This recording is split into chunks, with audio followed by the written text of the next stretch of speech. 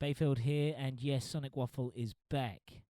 Been a bit of a gap in proceedings, as you probably have noticed, listeners. We got a bit busy putting an album out.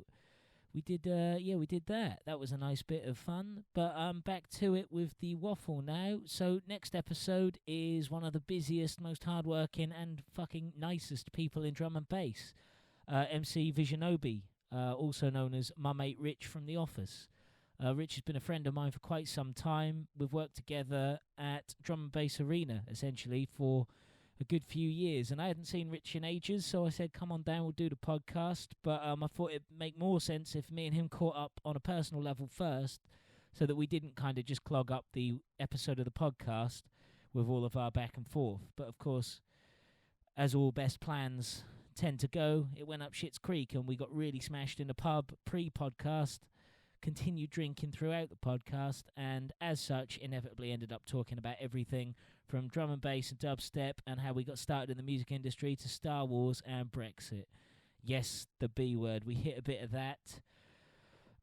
We were pretty drunk, so not all of it is as factual as it could be, I'm sure, but we're quite honest about the fact that we kind of voted with our hearts and don't really know what we're talking about on a political level. We don't claim to be politicians. We don't want to be politicians. But yeah, it's a nice round the houses chat. It's probably our longest one yet. But it was great fun. Rich is a really positive guy, which always slightly unnerves me. But yeah, enjoy. Myself and Visionobi. As usual, if you need to support, oh fuck it, I'll do all those links at the end. If you make it all the way through, I'll try and sell you some stuff at the end. But put bluntly, BANDCAMP, Patreon, share on social media, like on Spotify, subscribe on iTunes, all that shit. Episode 5 of Sonic Waffle. Myself, Bayfield, chatting to Visionobi, a.k.a. officially the loveliest man in drum and bass. Sonic Waffle. Listen, fuck what you Yeah, it's heard. fucking same crud everywhere. But so did you started? Were you in Southampton? So I was at uni in Southampton. Yeah, with old Mr. Raygun, With Mr. Raygun. the boy. Yes, another common ground we have, Matt. Yeah. He's actually in London tonight. You know? Do you know? I think I've only met him once. Yeah. I think I've literally only met him in the. I don't even know if I've met him. I'm not. If you fancy going to drum and bass rave tonight, you let me know. Obviously, I don't fancy going drum and bass, mate. But I'm up seeing old Joe. Yeah, mate. So, did you start as? Were you promoting down there when you were at uni? So basically, I obviously sort of like reside in Hertfordshire originally, like Welwyn Garden City, went to school in St Albans, and then went to uni in Sorry to Southampton. be a fucking idiot. Where's Hertfordshire?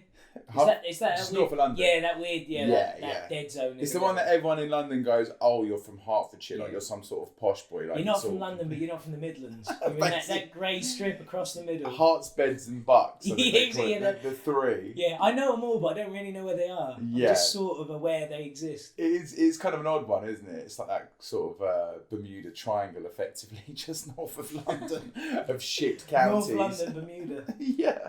But yeah, I obviously, that's where I grew up and, you know, sort of had an attachment to London. But then went uni in Southampton, met some key people and sort of started building my career properly there. And Why did you go promotion- to Southampton? What was the? What did Mate, you do? do What you did know you what? study at uni? I studied digital music production. Right. And I now don't make music. yeah. Apart from when I MC on it, and I'm constantly struggling to get beats off people. Yeah, I could have been making my own music. It's the most backwards thing ever. I just wasn't born to sit in front of a computer, and I actually started to find it really jarring and boring. And maybe it's laziness. I'm not sure if I could have potentially crossed that line when it all became easy and fun, but it just never really was for me. I just like the lyrical side of I things. think if you enjoy doing it, like you're only lazy about something you don't enjoy. In a way, I think laziness is like the filter of whether something's actually fun or not. Like if you can't be arsed doing it, it's probably shit. I totally agree with that. And I that's think what- that as I it get filters older- itself out, doesn't it? Like I think as you get older, you realise that, and it's like, actually, do I need to be doing these things, and what do I enjoy doing, and actually just fuel my passions, and whether they make me money or not, that's the most important thing. yeah. But yeah, I went down south and met Gera, met Joe, and like Joe was really the promoter. He was running. The reason he's called Joe Raygun is because Raygun Youth was the night that he was like running. Right.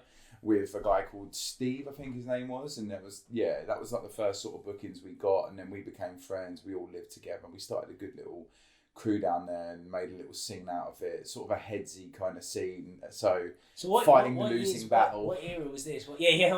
Obviously, visualizing the end before it even started. What years was this then? So that was from, I'd say I went to uni when I was 20, but it didn't really kick off down there till I was sort of like 21, 22, and I left there when I was like 26, 27. So what almost years? 10 years ago. It was 2009, I think, was when I graduated. So about the same year. So I graduated 2010, so we would have been similar. So that was when, like dubstep had peaked. Dubstep was, so that was a like, new it was thing like to me. indie, but it was like indie shit, wasn't it? It was like, mate, I really enjoyed, like, for me, those were everyone talks about golden days in drum and bass. I'm going to be like a bit of a hypocrite here. It's like, I hate it when people say that, even though I've been listening to music since like 98, 99. And, I love that era. For me, it's all just been a journey, because obviously now I'm an artist doing my own thing. So it's just been wicked, the whole lot of it. But because from an outside perspective, looking at dubstep, I would say that for me, I just loved it when it was that, there's still a scene going on at the moment, the deeper realms and stuff that I really, really enjoy in dubstep, actually. And we were very lucky because it was timely with our when we were in Southampton. So it worked out really nicely. Ended up hosting loads of dubstep sets as well, which was cool and sort of out of my remit originally. But it gave us a very, we could do cross-genre nights, which was the first time I'd sort of really been introduced to that kind of thing. So like 09 that time? Yeah, because for me that was where I was like, no, this is shit now. This is really? I mean that was where it started to just go really kind of screechy. That was where the kind of bro-y stuff really started to come in. Yeah. But I was at a disadvantage, I think, because I just found it and was like, oh my god, this is good. And then where I was, it was like fucking indie rock and proper student cheese. Like there was no electronic scene at all. So when it became a thing, that was the stuff that came in was like the really shit stuff. Yeah. So I actually started off, to me, it was like the worst time for all of it. Like I got into it just as it fell apart for me, but then obviously there was still loads of good stuff going on. Yeah. But I would never hear that without having to spend hours on the internet and go find some shit. Yeah. And it was kind of pre SoundCloud, Instagram, Facebook, really kind of running things. Yeah. Like, because that era was just before, like, I don't think Instagram was even about when I was at uni. It wasn't. Like, it was like 2012 that came in. Yeah. And SoundCloud, I'm not sure that I ever used it. So it was still like finding music the old-fashioned way, like going to parties and. Yeah. The dub era. Yeah. Yeah, it was kind of the end of that. It was like the tail end. It was already a bit fumey. Yeah, I think for me, maybe because I was in Southampton, that was so far removed from London, and I was a drum and bass head when I was back here, that it's sort of, I got introduced to it down there, and it was, Scream Benga, that really early sort of Croy dub sound effectively was, coming through. And you're right though, like as soon as you said the screechy stuff, I remember particularly embarrassingly so, hosting a Rusco set after about 30 Jaeger bombs, because there was this night called Wax back in the day that our mate Carl, who used to run the club, just had rinsed the bar dry because he knew he was leaving. He'd come in the booth with trays of Jaeger, and there is a recording that still I think is flowing about somewhere, not online, thank God, of me hosting a Rusco set. And, I'm checking this down. Oh, mate, this is coming. This is coming public. It's literally career-ending material. That it's that bad. So hey, do you just because you just MC on drum and bass really now, don't you? Yeah. At the time, was it whatever was happening in the club, you just jump on it? Or? I'd say it was mostly drum and bass, but this Wax night, because the guy Cole, who brought me through at that time, he was very clever and sort of saw the rise of it, and then literally it was a student night, Wednesday night, Wax. Standard. One night, literally no brainer. One headliner. Honestly, you'd have flyers of the month, and it'd be Andy C, Rusco, Casper, and it was just a mix, and it wasn't the headsy stuff that we were doing, but then he would occasionally he'd put New Tone, loads of different more deeper stuff, but it was just cross genre. Yeah, right. And he was I remember one time, funnily, he actually drafted me from this downstairs night called Night Flight, and there was 20 MCs in a row, all waiting to spit their like bars, and it was like the most tragic drum and bass jump up shitty little thing you can imagine. But like it was like my time to actually get involved. Went there, and like he was the boss of like the whole club, and he like was like, "Can you come with me like this?" And I was like, "Fuck, I'm getting chucked out for weed, or he's seen me doing Some something old shit, I shouldn't yeah. be doing in the toilets." And I was like, "Oh no!" He's called me in there, and he's basically gone like, "Oh yeah, like, I've got this new night starting on Wednesday. It's called Wax. Basically, it's going to be like running all like night, and I want you to be the MC for the event, Proper and you'll hosting. basically host it." And he goes, "There's just one condition." I was like, "What's that?" He's like, "You can't give the mic to any of these waste men." And I was like, Don't let "Sweet." anyone else in. So I was like, he's like, "I'll pay you 50 quid. You host for like, 2, 3, 4, 5 hours, however long you need you for." Good, that's like Cool. what? And that was it. $7.50 an hour. solid, Strong money back solid then. starting wage. I'm at least on £2.50 more than that now. Yeah, 15 years later in the game, I'm really, getting my Was work. there a point where, like, because I remember I had a chat with Total Science Awesome. a few years ago. Both of them? They're fucking legends. Yeah, Yeah. I didn't know their music at all. I got sent down there on assignment and Cool. it was them and Spirit and Digital, and I did an interview with the really? four of them. Sick. I didn't know any of them. And they're Okay, like the fucking cool. greatest boys. But they were talking about. They said about. I think it was about the same era. I think it was as dubstep came through and kind of took over as the underground sound. And they were saying about like it was just a weird did drum and bass, because I don't really know anything about drum and bass historically. Did it kind of warp to try and fit the screechy bro steppy when that kind of did it? Because they said they were sort of like it kind of got into a weird grey area where they were just like not really sure. I think they'd be more equipped to answer something like that just because they're a little bit older and probably to seen be honest, the progression interview on was there. years ago. I might be misquoting them horribly. No, you're probably not. Like I think drum and bass came from a very pure perspective. Like who was I talking to yesterday? We were talking about the Blue Note era and the fact that like David Bowie was turning up to like Metalhead's Blue Note to get inspiration from music. Earthling by Bowie is one of the worst records I made. I've got to put out on fucking record. That fucking album. There's a great interview where he's taught. I can't remember who's speaking to him, but he's obviously in New York, coked out of his skull in 1999, and I've heard apparently, I don't know how true it is, but I've heard that album Earthling was like he was hanging around with Goldie and Dillinger at the time, and that was like. But there's an interview. He's like, yeah, it's called Jungle, and he's like sort of expounding the values of jungle, and then he came out with that album, which is fucking shit. It's so. Are you rubbish. telling me that drum and bass is responsible for David Bowie's worst album? Literally, ever? I mean, literally, yeah. It was also the first album to ever use Photoshop on the cover. As far as I'm aware, he photoshopped on he's in a Union Jack latex jacket on Green Hills. But he obviously got shot in New York and then photoshopped on. Not shot as in he wasn't. David Bowie didn't get involved in a drive-by in New York. Better Photoshop the bullets. That's interesting. I know Goldie was knocking about with him, and yeah, he definitely sought inspiration from it. But I think to answer your initial question it's been such a changing genre. But the one thing I do think that drum and bass for me epitomizes is that sort of willingness and that loyalty towards the core sound and the essence of what the music was about in its entirety at the beginning when it all sort of started. And whilst there are now millions and millions of subgenres that we can, it's just exactly, your face says it all. It's absolute bullshit. Essentially, I find myself in the place I've exactly imagined myself always to be in, and I've done the commercial thing, and I wouldn't say the commercial thing I did was particularly screechy. That stuff is out there, and there's neuro that's turning heads for the wrong reasons of the heads it's turning, because obviously people aren't enjoying it and they don't really appreciate that sound.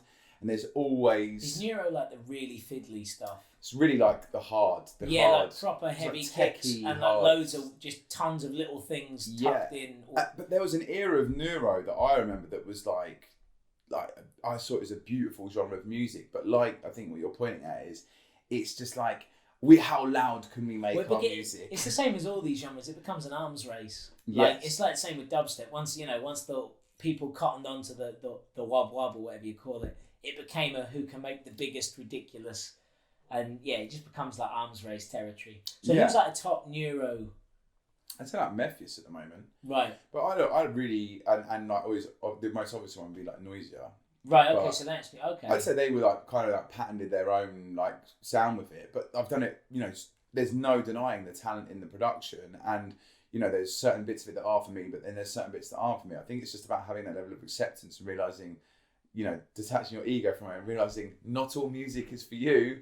Let somebody get on with it, and you know, respect everyone's boundaries within the industry. No, see, I think give people our time. If you don't like it, just tell them they're shit.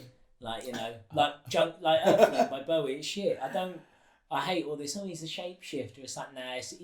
I love Bowie, and like some of his albums are some of my favourites. Yeah.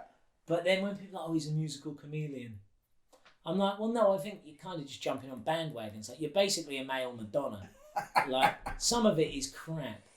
Like, and some of it's good, but on Black Star, there's bits that are kind of dubsteppy and 140, and it's all kind of jazzy stuff, but he's got kind of, there's a couple bits where he's clearly, because he always paid attention to everything that was happening outside of mainstream music. But some of it's just fucking crud, and it's like, it's all right to just say it's crud too. So I think you're definitely picking me up on something here.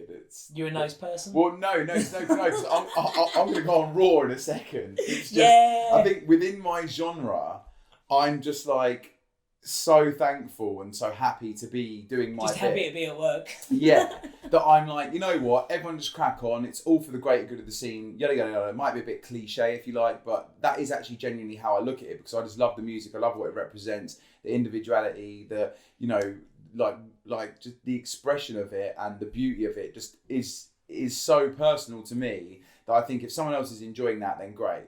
Trap music, however, utter shite.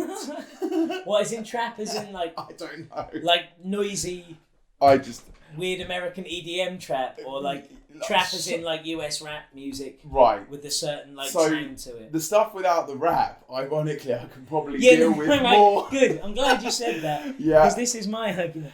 If you're an MC that's saying nothing, why bother? Just fucking go on. Why bother? So much crap. But I've got to be honest, I kind of think this with a lot of drum and bass MCs. Yeah. Like I don't know. The only MCs I know in drum and bass that do tracks, like, because I'd like to state I know nothing about drum and bass. I'm not pretending to know anything. But I know obviously yourself, DRS, yeah, and linguistics, and then like I know like SP and LX1 MC on sets, but they don't do like EPs and tracks. Sort of artist stuff. SP does do tracks. I've heard him on. Yeah, he's on. Is it Juggernaut? Yeah. The Icicle tune. I know that one. He's Dreadnought. It's called Dreadnought. Sorry, that's it. Dreadnought. But he's I think just a bit of a perfectionist with it, and unless the track is like totally right, I don't think he, you know, really wants to. You know, he's just very, I don't know, particular, and I think there's kind of a beauty to that with Stuart. I've really got a lot of respect for him for that. I'm definitely cut from a different tree where I look at... You do any old shit. Well, basically, yeah. Have you heard my music? Mate, it's there for everyone to see. Like, I've been singing on a couple of tracks recently, and I can't sing. When did that start? One went out like last week. And even John, my housemate, was like, yeah, it's all right, isn't it? But there's like a bit of a like weird effect on it, and yeah, not really. It's all right, but the rent's going up. I'm sorry, mate. We're gonna have to charge you. He really politely like just basically told me it was shit, which was quite nice. I appreciate him being kind to me about it. But I actually quite like it. But mate, I like to do different. You gotta have a pun anyway. You gotta have a fucking pun. And that's it. And for me, it's there's no money in it anyway. You might as well do what you want. Exactly. You know, and that is it's all about just doing it for fun, really, isn't it? And I think I'm more cut from the DRS tree, where if someone sends me a beat, as long as I like it, I try to dip into the emotion of that particular track, and then a part of me will come out that maybe people haven't seen before. I'm a mixed bag, man. Isn't, you know, that is always the way I've been. You know, people like Stu, SP's got, you know, the flow on lock. He has got his style locked down to a T, but I have so many influences and have always, you know, not even from like a rap perspective, like, you know, I come from a huge like background of like Jimi Hendrix and Pink Floyd. That was my upbringing from my dad, and that's the beauty of that kind of, he had great taste in music, which I'm truly thankful for, and it was just about doing something different. So I like to just dip into the emotion of the track and just kind of put my own spin on it, if you will. But you're right, there is not much of it around, and it's getting more and more, but there's a stigma. You know, I was posting on Instagram today about MCs in drum and bass and people. Oh yeah, I saw DRS's thing about that. Yeah, which, you know, he's got a very valid point. Like, you know, he's a guy who, on my story I posted, like, he's released like more music than 90% of producers and DJs in our game, yet some mid-level DJ will be getting paid the same fee as him. And there's just no clarity there, because I know if you put, even the people that have stigma about MCs and drum and bass, like Dell, the people that think I'm shit and hate me, like, look at that soppy bollocks twat, are like, but DRS, however, he's sick. So like, you know, it's just a madness that the equality isn't there really. But I think there's a revolution on the way, and there's a lot, it's been spoken about a lot more, so it's going to be interesting to see what the future holds with that, to be honest. So did you start in hip hop then? Is that kind of how the MC thing came through? Or I don't really know. Like, how did you end up MCing? Mate, I think I ended up MCing because my mate was a better DJ than me. Oh, did you DJ for it? Right. Yeah, I DJed before I MC'd, and that literally Maybe we I had need the... to start MCing. Then. What, I'm a terrible DJ. Maybe go the other way. I should go the other way and just chat. You've got the somebody. vocab That's for what it, I Matt. mean. You've definitely got Chat, the vocab yeah, but I have for no it. rhythm. I don't know if I can do anything So, on to time. be fair, that is the thing. I think drumming was where it actually really started for me. If Oh, I do you drum? I used to drum, Oh, yeah. I don't anymore, but I can hold a beat, and that for me is, I think, where the flow, I learned to adapt like rhythm and flow into lyricism, which took me a while because I was terrible for years, as well most people hopefully are. Or maybe it was just me, but Well, we're gonna find that old Rusco set and find out for ourselves. oh my days, mate! I'm gonna find it. It's gonna be in the comments, in the links at the bottom of this podcast. I know someone who's got it. I'm gonna speak to Raygun. I'll find it. Raygun does actually know. I got my links, mate. I'll find it. Yeah, you actually will. So that's the worrying thing about it. But yeah, that was getting fused. I was actually relatively. We don't need your excuses now. Yeah, I know. I'm trying to cover my tracks here a little bit, aren't I? But yeah, I think it's an interesting art form, man. Because you do listen to hip hop now, but so you didn't start. I assume all. I MCs listen to kind loads of hip hop, man. But did you initially, or is that like a more? I have the worst memory, man. I'm the worst person for this. I basically don't remember all of my life. Like my missus. I remember nothing. She's like constantly on my case. Like what is wrong with you? And it's like almost insulting to people. It's just like, honestly, I don't mean to be like this, but that's the way it is. But yeah, I listened to hip hop from about the same time I listened to drum and bass. I think I first heard drum and bass when I was 11 years old, and I started MCing when I was 13. So I've been MCing for 21 years, but I had definitely been listening to hip hop in that time frame, mostly American. As soon as I got turned on to the UK stuff through like early Task Force, Skinny Man, and then eventually Council of State of Mind was like the first thing we ever huge. talked about, wasn't it? And Foreign Beggars as well. Yeah. Like Hold On was the track. Asylum Speakers, sick album. But Hold On, that track, like there was so many like pivotal tracks, and because it was more relatable for me, and that's what music was always about, was being something that was relatable to me, and something that I could like deeply connect with, because I'm just, like I said, soppy bollocks. It's just like, that was, I honestly, my knowledge of US hip hop these days, like people call me out on it all the time, and it's just like, it's just not, like I have basic knowledge of it, but if you dig a bit deeper, I struggle, because as soon as I heard UK, that was me. And you asked me about UK hip hop now, and I'm well versed in UK hip hop, and I need to really do so myself, because my flow is a hip hop flow, and I think that's what you're kind of getting at, is that. That's what I mean. Yeah, your stuff. Like I actually listened to the catalogue earlier today. Okay. And it's more, like I said, it's like. I don't like a lot of.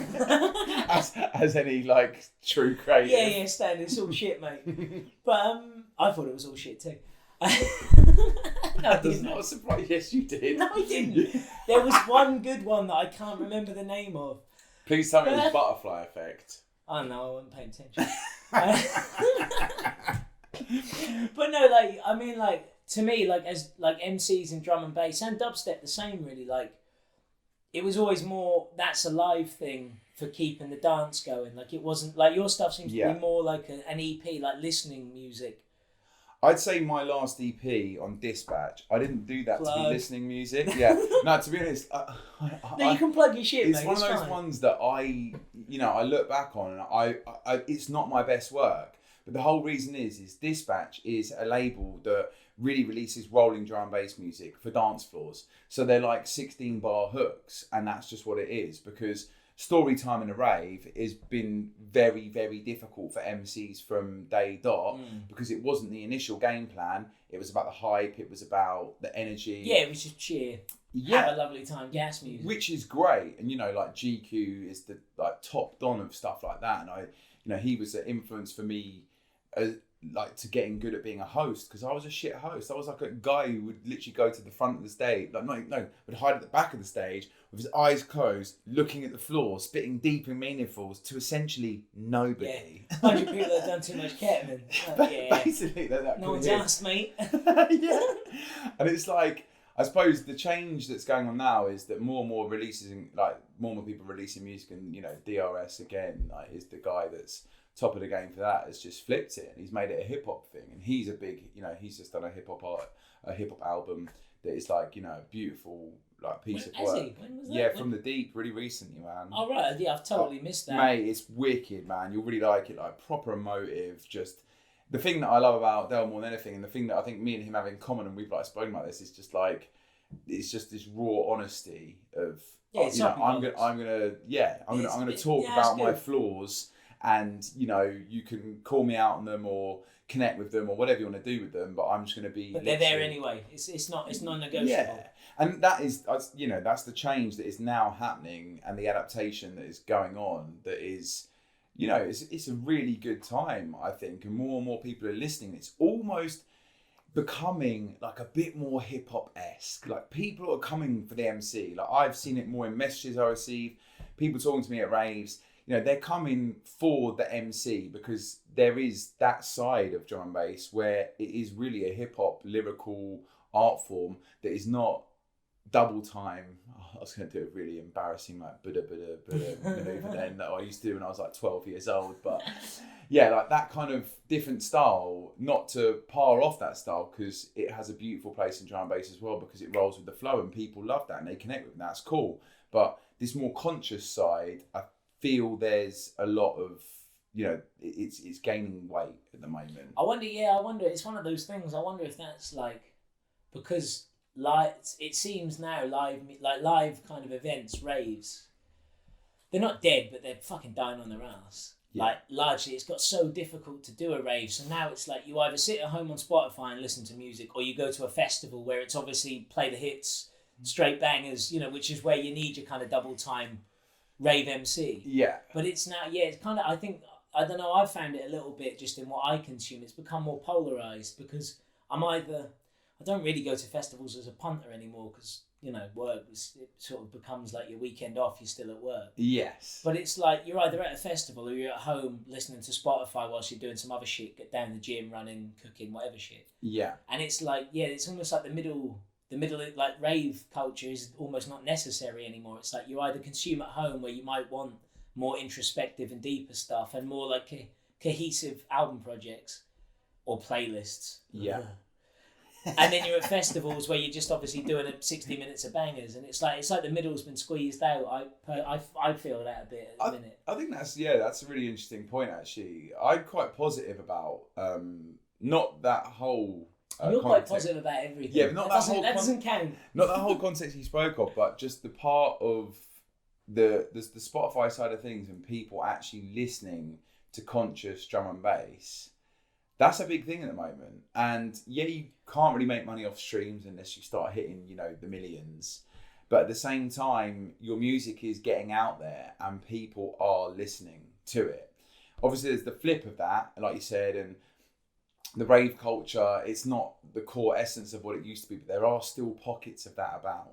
And you know, even if you go to Europe and stuff, and I play in Europe, it's like, because they're not effectively catching up, but because they're sort of having their own journey, you get to experience different parts of that on a wider scale. So I think there's beauty in that as well, but definitely the Instagram generation, like I know we spoke about it earlier, but it's just like kids are going out and getting fucked up way less than they used to. Yeah, I know. And it's not good for business in the rave culture. Shit. And it's also not good. I don't think it's good for kids.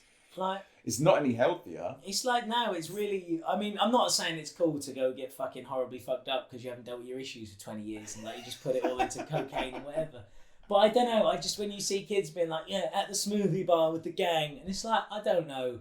Maybe as a 30-year-old man, I'm a bit cynical, but I'm like that's not as much fun as trying to find your way home from Vauxhall at 4 a.m. when obviously no one can get out of Vauxhall because it geographically makes no sense. You can't get a cab. Like that's part of like just trying to get your shit together. Your phone's dead, so Uber's off the cards. You end up getting in with some weird Turkish guy who's like possibly going to sell you a kebab or stab. Like it's that part. That's I don't know. I think that's all really funny and like where I grew up in the sticks, so like trying to get home from these rural raves.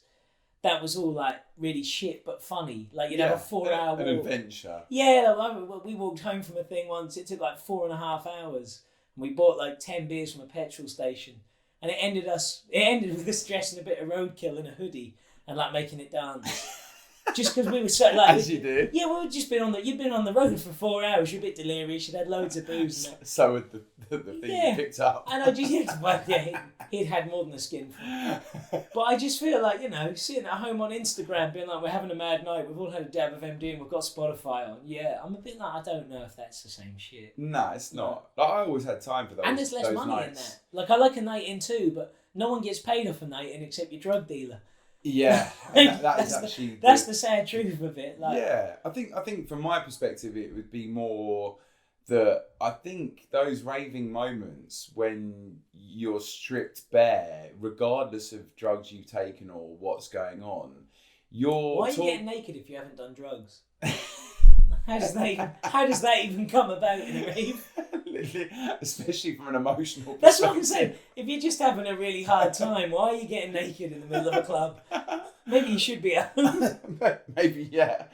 Literally send that guy home. Get him the one cab outside. Outside of... If you're naked in Vauxhall, if you're naked in Vauxhall, you're not even getting kicked out, are you? You ain't even getting kicked out the rave if you're naked in Vauxhall. It's like literally encouraged, if anything. But yeah, I think it's more those connections with people. And like as much as being at home or... In fact, scrap the doing MD and being at home, because I think if you're in that environment having a little party with your friends, I quite like those ones because you actually talk and, you actually... If you talk noise. Yeah, but you're always talking noise, but... I'm always talking noise, There are moments, though, and it's that connectivity between people that I think is being a bit lost these days because we're not connecting on a face-to-face basis or from an emotional standpoint. We're literally just we're projecting ourselves online to be something we're effectively not. Well, that's a very bleak appraisal of it, but unfortunately, bleak is that is good. kind of how I see it. It's all that is the problem now. As I said earlier, it's like the artifice now is actually more valuable, but it's traded as the truth. Like it's like there's a pop star in I think it's Japan who's totally CGI. She is a digital construct. What? Yeah. There's there's a track Big Boy and Killer Mike Kill Jill. Yeah. And the chorus is by this pop star who, as far as I'm aware, is a CGI construct, and the voice is built out of some fucking algorithmic whatever. The fuck? But then I was like, I got into this because I overthink. I literally listen to Big Boy and Killer Mike tracks and then think about it for 2 weeks. I overthink the most dumb shit. But I got into a point where I was like, but I find that weird because the fact that it's a CGI pop star who is totally fake and fabricated and built by a team of genius tech people, that's actually now more real than someone on Instagram who's had plastic surgery who's got a new single out. That's cold, but it actually is though. There's someone it's saying, cold, but it actually is. Turning up now and saying I am 100% fake and constructed to meet a target audience is more real than pretending you're real to meet a target audience. Yeah. And we've now got into this horrible, I'm in a horrible conceptual black hole where I'm like, all these artists talk about, I'm about the community, but like behind the scenes they're robbing someone or, not paying their label dues. As we were talking about earlier. Like there's a million the music labels. industry on the whole, yeah, basically. Exactly. Like it's like the wellness thing. There's all these companies that are like talking about the welfare of their staff on Instagram. Yeah. But then people are getting sacked at random and not getting a pay rise or whatever the fuck it is. And it's like, well, so that's all shit. So it's actually more realistic for a company to turn up and go, we're total liars and we're going to say whatever you need to hear to buy our product. that's now more real than the lies that everyone is now spouting on Instagram and has become an industry. At least they're holding like integrity. With Yeah, that. there's an integrity to their lies. Even though you're a complete Yeah, cunt. exactly. You're such At a least cunt. you're being honest about it. You're an integral cunt. Like, it's that thing, like, and it's like the wellness thing. Like I said, like people doing yoga for 12 hours a day is as unhealthy mentally as drinking for 12 hours a day. Like you just shouldn't be. But it's now moderation is. Yeah, exactly. Key. But no one wants moderation now. You're either in or you're out. You're either left or you're right. You're committed or you're not. You're part of the scene or you're not. You're mainstream or you're indie. There's literally there's no grey areas. You now have to be definite on everything you do, and it's. I mean, it's a fucking mess. It is a complete mess, and it's worrying because the lines are so blurred with everything these days. I know we touched upon it earlier, but I just, from a media perspective, I don't know what to believe anymore. And then there's this whole, like, I thought about earlier when you were talking about like the Instagram bits, and it's just like, you can be an influencer now, and that can be your job. Well, yeah, it's just fucking influence mental. sheep who effectively will just believe whatever you say, whether it's necessarily true or not, just because maybe you have a bit of character and a bit of charisma. But they're not necessarily even sheep. It's like they're just lost. Yeah. And you're the first person to turn up in the right t-shirt and go, come over here. I've got music and beer. Like, come on, everyone. And everyone's like, oh, we don't know what we're fucking doing.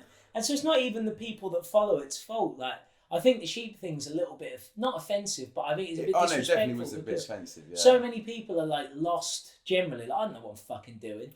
So if someone turns up going, hi, I'm really 100% honest, that guy as well. Yeah, exactly. I'm putting myself in that bracket, because, we're all guilty of it. And it's the problem is it's very difficult to avoid.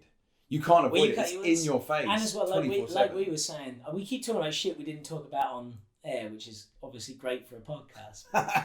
Don't you worry about that. We're not about quality control here. But like... That's why you've got me on, right? Mate, I've lost my fucking point now anyway. What the fuck was I going to say? Hang on, we can edit this bit. It'll be fine. No one will even know me. That's the whole point. Spot the Such is modern life. Spot the joint, exactly. Yeah, no one's going to know. But, no, it's gone. Never mind. I had a good rant on me, but I've You've always got a good rant on you, but it's a very valid one, and it is a bit of a sad existence to a certain extent. I'm interested and sort of optimistically excited about what the future holds, whether that's blind optimism or not. It most probably is. Totally is. Usually is with me, but totally. I just sit there blinkered like a horse running around Aintree on a like Thursday a horse afternoon. On a track not getting paid as it wins the Grand National. And then being killed when it's no good for use anymore. It ends in you getting shot and being sold to a French restaurant. Kind of a nice, transition for how an MC is in drum and bass almost. Used to the best of his ability. We've totally come back to the point we started on. Cast aside at the end of it. If I was to give drum and bass any credit, which I would rather not, but obviously. No, I'm not. I'm not that against it. It's shit. Yeah, you are. You like a bit of jungle though, didn't you? I like a bit. Yeah, see, I think it's just the tempo. I think at 160 I can get with. Yeah. I just find the energy. 174 is the 174 is like usual, but a lot of people play it faster in clubs. Some people play it slower. I just find once it drops and hits, it just is flat out, and that for me does nothing. I like the kind of booky in and out weird stuff, which is great. And I find D&BA a bit flat. But the thing is, there's a lot of people that would be, they could talk about that for hours because they have literally seen the scene become effectively throwaway music based on weekly releases that actually get no traction, zero support for the artist, and it's kind of a bit of a soulless existence when the music is forgotten about. There's very rare that you hear classics these days. I say very rare. It's a bit harsh because I love the music, but it's just not built in the same way that it was, which is why when you said you interviewed Total Science, Digital and Spirit, it must have been quite cool because they actually... I didn't really know who they were. I got sent down there. After I read up, I was like, shit, Squad. And they were all fucking legends. They were proper quality crew. Properly really down to earth, I would imagine, with regards to music. I know the Total Science boys really well. And, the music they make is effectively modern day jungle, and it definitely would appeal to you more than the majority of drum and bass that is made. It has that core essence, and you know, it's a bit ugly, for lack of a better word, but like not ugly. It's just, but it's raw in its essence. That's why jungle's got a bit of crud on it. I just call it crud. It just sounds like it's got a bit of crud in there. Like, yeah, it's like the difference between vinyl and digital almost. It's I know. I don't fucking sign into that shit. I think do you not? No, it's some bullshit. Like, but I've got a what about when huge, you mix? I can't mix either way, so it's irrelevant. It's Do you know irrelevant what what the format is. Go around Springer's yard. Oh no, I'm not. Yeah, no, you've got to do it. I'm and not literally having have a this with him. vinyl mix and fall in love with mixing, because that is the difference, and that might be where you're missing the trick. Because for me, Perhaps DJing, but like I enjoy. I mix, man. I've done a couple sets out recently. And I love mixing on a digital setup, and you know, we do it at our house, me, Galaxy, Spec One, and the Visionobi housemate, like always having a little blend here and there. But there's nothing, and you know, Springer's comes round to my yard. What's his name? Capture. Little plug for you, Jack. Yeah. Shout out Capture. Shout out Capture, the original Don, who nobody knows about, but he's sick. But he came around and he's like learned, you know, how to mix on CDJs, and now he's doing a few sets, but me and him were always talking about there's nothing like a vinyl mix. From the very picking up the aesthetic of a vinyl, looking at the sleeve, appreciating it for what it is in both visual and like literal format, and putting it on a plate and then struggling to get it in time. Not so much these days, but like from my early days, I still have those memories of being like, this is an absolute mission. Whereas now, it's not. And the beauty of when you got it right, there's nothing that really has ever emulated that feeling digitally for me. So that's why I'm slightly biased towards vinyl. Yeah, sound wise, you're right, call me out. Well, it's not even that. No, I don't give a shit. The thing is, I don't give a shit about the sound. Like, the problem is, I feel like a proper spiv at this point, because like I literally hear all that and I'm like, that's how my head works. Like, as we were saying, I don't like social media. I like to interact with you. That's why I do podcasts. I like to talk to people, sit in a room. Which you're I don't want to fucking do it on Skype and all that. But like, then I put a record on because maybe it's, and I design vinyl sleeves for a living. So it's like, I work in the industry I'm killing. But I sit there and it's all your fault, man. I put a record on, I'm like, right, get some design on, get me beer, having a drink, and it's like, oh fuck, 4 tracks, I've got to change side now, I've got to get up again. Ugh. And then I'm like, I want to put that next album on. Now I've got to look at my rack, because my rack's not organised at all. I've got about 3,000 records that are just on a shelf. Are you doing like cross-genre when you're doing that? This is vinyl mixing. Yeah, but I don't mix, I just put on records as I work. But I can roll from like, I can listen to like, in fact, the last 2 records I bought together on a drunken Discog shop, I got Lloyd Banks' The Hunger for More on gatefold double vinyl, and the soundtrack to The Jewel of the Nile starring Michael Douglas. Oh my god, amazing! Off the same seller. I tried to watch that the other day, no lie, with the missus. It's fucking terrible, but great. But terrible, yeah, but banger, great. Yeah, fucking well good. Mate, Indiana Jones with old corporate sleeves, Mr. Michael Douglas. That is actually exactly. That's it's so random. You mentioned that. It's like if Indiana Jones tried to finger the secretary over the photocopier in an office. That's the only way I can describe Michael Douglas in that film. Oh my god, that is actually, it's like every like boyhood fantasy exactly mixed up into some shit film, and it's Indiana Jones. He adventures around the world, but you might also get piped off by the water cooler. Like you can believe he'd do either in his sort of salmon-coloured shirt. But yeah, the last 2 records I bought were those. But like, I love playing records, but then I just have to get up and change sides when I'm working. And when I'm in work, I just like Spotify, I just put it on. Yeah. But I've tried, this is fucking pathetic, but I sort of feel like it's my little bit. So now when I work, whatever record I want to put on my decks, and I can't be asked to get up and flip it and especially with like electronic music, because a lot of it's for DJing. Yeah. You get 1 track aside, which means you're up every 4 minutes, which is like some incontinent shit. That's like trying to go to bed when you're 80. I'm not fucked with that. So like whatever I want to put on from my decks, I put it on Spotify. So I'm like, I want to listen to that record, and I see the record on the shelf, and I know I want to put the record on. Yeah. But I just put it on Spotify, because it means I don't have to keep changing sides.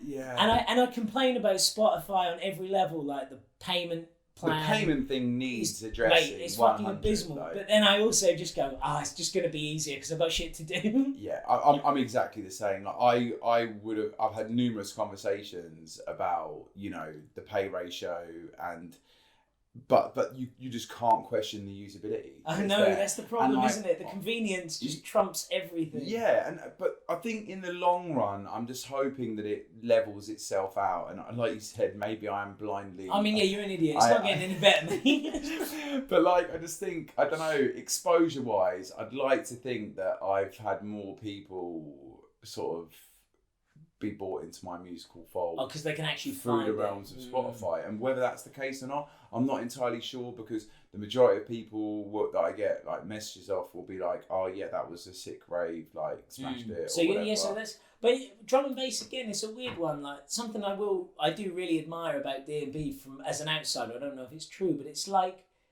it seems it can kind of do. You can have like a top 10 D&B hit, but then it's still rolling in the background on the underground and always cooking. And then there's like big crossover things, and it keeps. It never kind of checks out of either. Like there's always a kind of a D&B tune somewhere in the charts. Yeah. And there's always the underground. Whereas the stuff I listen to, like grime, dubstep, has kind of gone chart, back to underground, back to like, it's kind of been more polarized. Whereas D&B seems to be at an age where it can move seamlessly between the two, and you just find what you like. Like it doesn't. It seems to have become sustainable. It's like the first one of them, I think, that really feels like it can do both. I think due to the level, due to the fact that the foundations of drum and bass were built so strongly and through like such adversity of being like, we're having a rave, fuck you, this is our music, and people literally lived and breathed it for so long and fought so hard to get it to that point. I think that has stood it in good stead. And the majority of people I speak to, you've always got, you know, a few negative heads that will, you know, be like, oh, you know, the commercial side shouldn't exist or whatever. But I think the majority of people are actually quite happy at the way that those, let's break it down just to two sides, so I don't want to get into like 50 subgenres of drum and bass. But like, you know, the commercial and underground aspects of drum and bass do sort of fuel each other. And there are definitely, like, there is no question in my eyes that someone who's heard like a Wilkinson track or a Sigma track or something, has been drum and bass, has then looked into the genre further and then started listening to some metalheads music because they're just keen and they want to do their research and they're passionate about it, and, you know, just as much as it's gone the other way. And I think that sort of figure of eight of people just discovering the music and then getting involved in the other aspects of it is what is the key reason that it has survived as long as it has in the face of, you know, great music industry adaptation and change that, you know, really doesn't favour underground music artists. It doesn't favour anyone who makes music, basically. Like, it doesn't favour shit. No, and as well though, I think the same thing though. Like there's people that like when like dubstep popped off. Like obviously that's kind of my reference point because that's what I know a lot better. Yeah. But like there were people that like almost can't make a living now, and they got to like fucking go to P Diddy's house party and play some bullshit. Or like, you know, like it went so big that it's like even and now they can't make a living. Not can't make a living, but like you go from being able to play like fucking 10,000 people in America to barely doing 300 people in a shutdown club in London, like, you know, and it's crazy, isn't it? Yeah, but I sort of think if that's how most things go, that's the ebb and flow of trends. But it's like if you only get that one bit, surely that's like that one big peak, even if it's not credible or it's not cool. Surely that's better than just being in your bedroom for 20 years, being unable to do shit because you never made any money. Like, I think you need to make some money to get on with what you want to do. And if you have to do it, you're promoting selling out, basically. Well, no, I'm not promoting. I wouldn't say selling out, but like Scorsese as a film director, Scorsese's kind of mentality was one for me, one for the studio. So he'd do something that would be more of a mainstream hitter. Then he'd do something that he absolutely wanted to do. I think that's great. And well, interestingly, I think Scorsese's best films are his one for the studios. Like I like The Departed, I like Shutter Island, and then his one for me is like what's the one with Andrew Garfield, the religious one with Liam Neeson, where they're Catholic preach. It's like a huge deep film, and it's good, but it's really dry and it's really slow. And to be quite honest, I just enjoyed The Departed more. But like the only reason he could make it is because he'd done shit like The Departed and had kind of chips in the bank. That's really interesting. Yeah. And I get it. If that's his thing, he probably doesn't give a shit that I like the one that's the studio one more. I think variety is the sort of spice of life. And isn't that, it? yeah, there's so many good artists that just make the same thing because it's what sells. And I'd rather hear Yeah. him make a car crash I don't like. And where then I'm like, saying that's. well, yeah, but even if I'm like, that's awful, but fair one, you totally went over there when I Yeah. was expecting you to stay in this little tiny lane here. I'm all for it, mate. I'd say crash and burn is always better than safe in the middle lane. I rate that because I think that's a very unique perspective to I'm a have crash in and modern burn day man. music. Yeah, because you think of how many people are into an artist and they make an album that's completely different because they just. Sorry, am I allowed to express my right to freedom? Yeah, But what I mean. are you or are you not? Because as soon as you do that, critics are on you, Yeah. everyone's on you, and it's just like realistically, they just made something because they want to make it. Like, why should someone be stopped from doing that just because they're expected to fall into line with, their past or it is a madness. Well, that's why I'm almost an advocate of the day job now.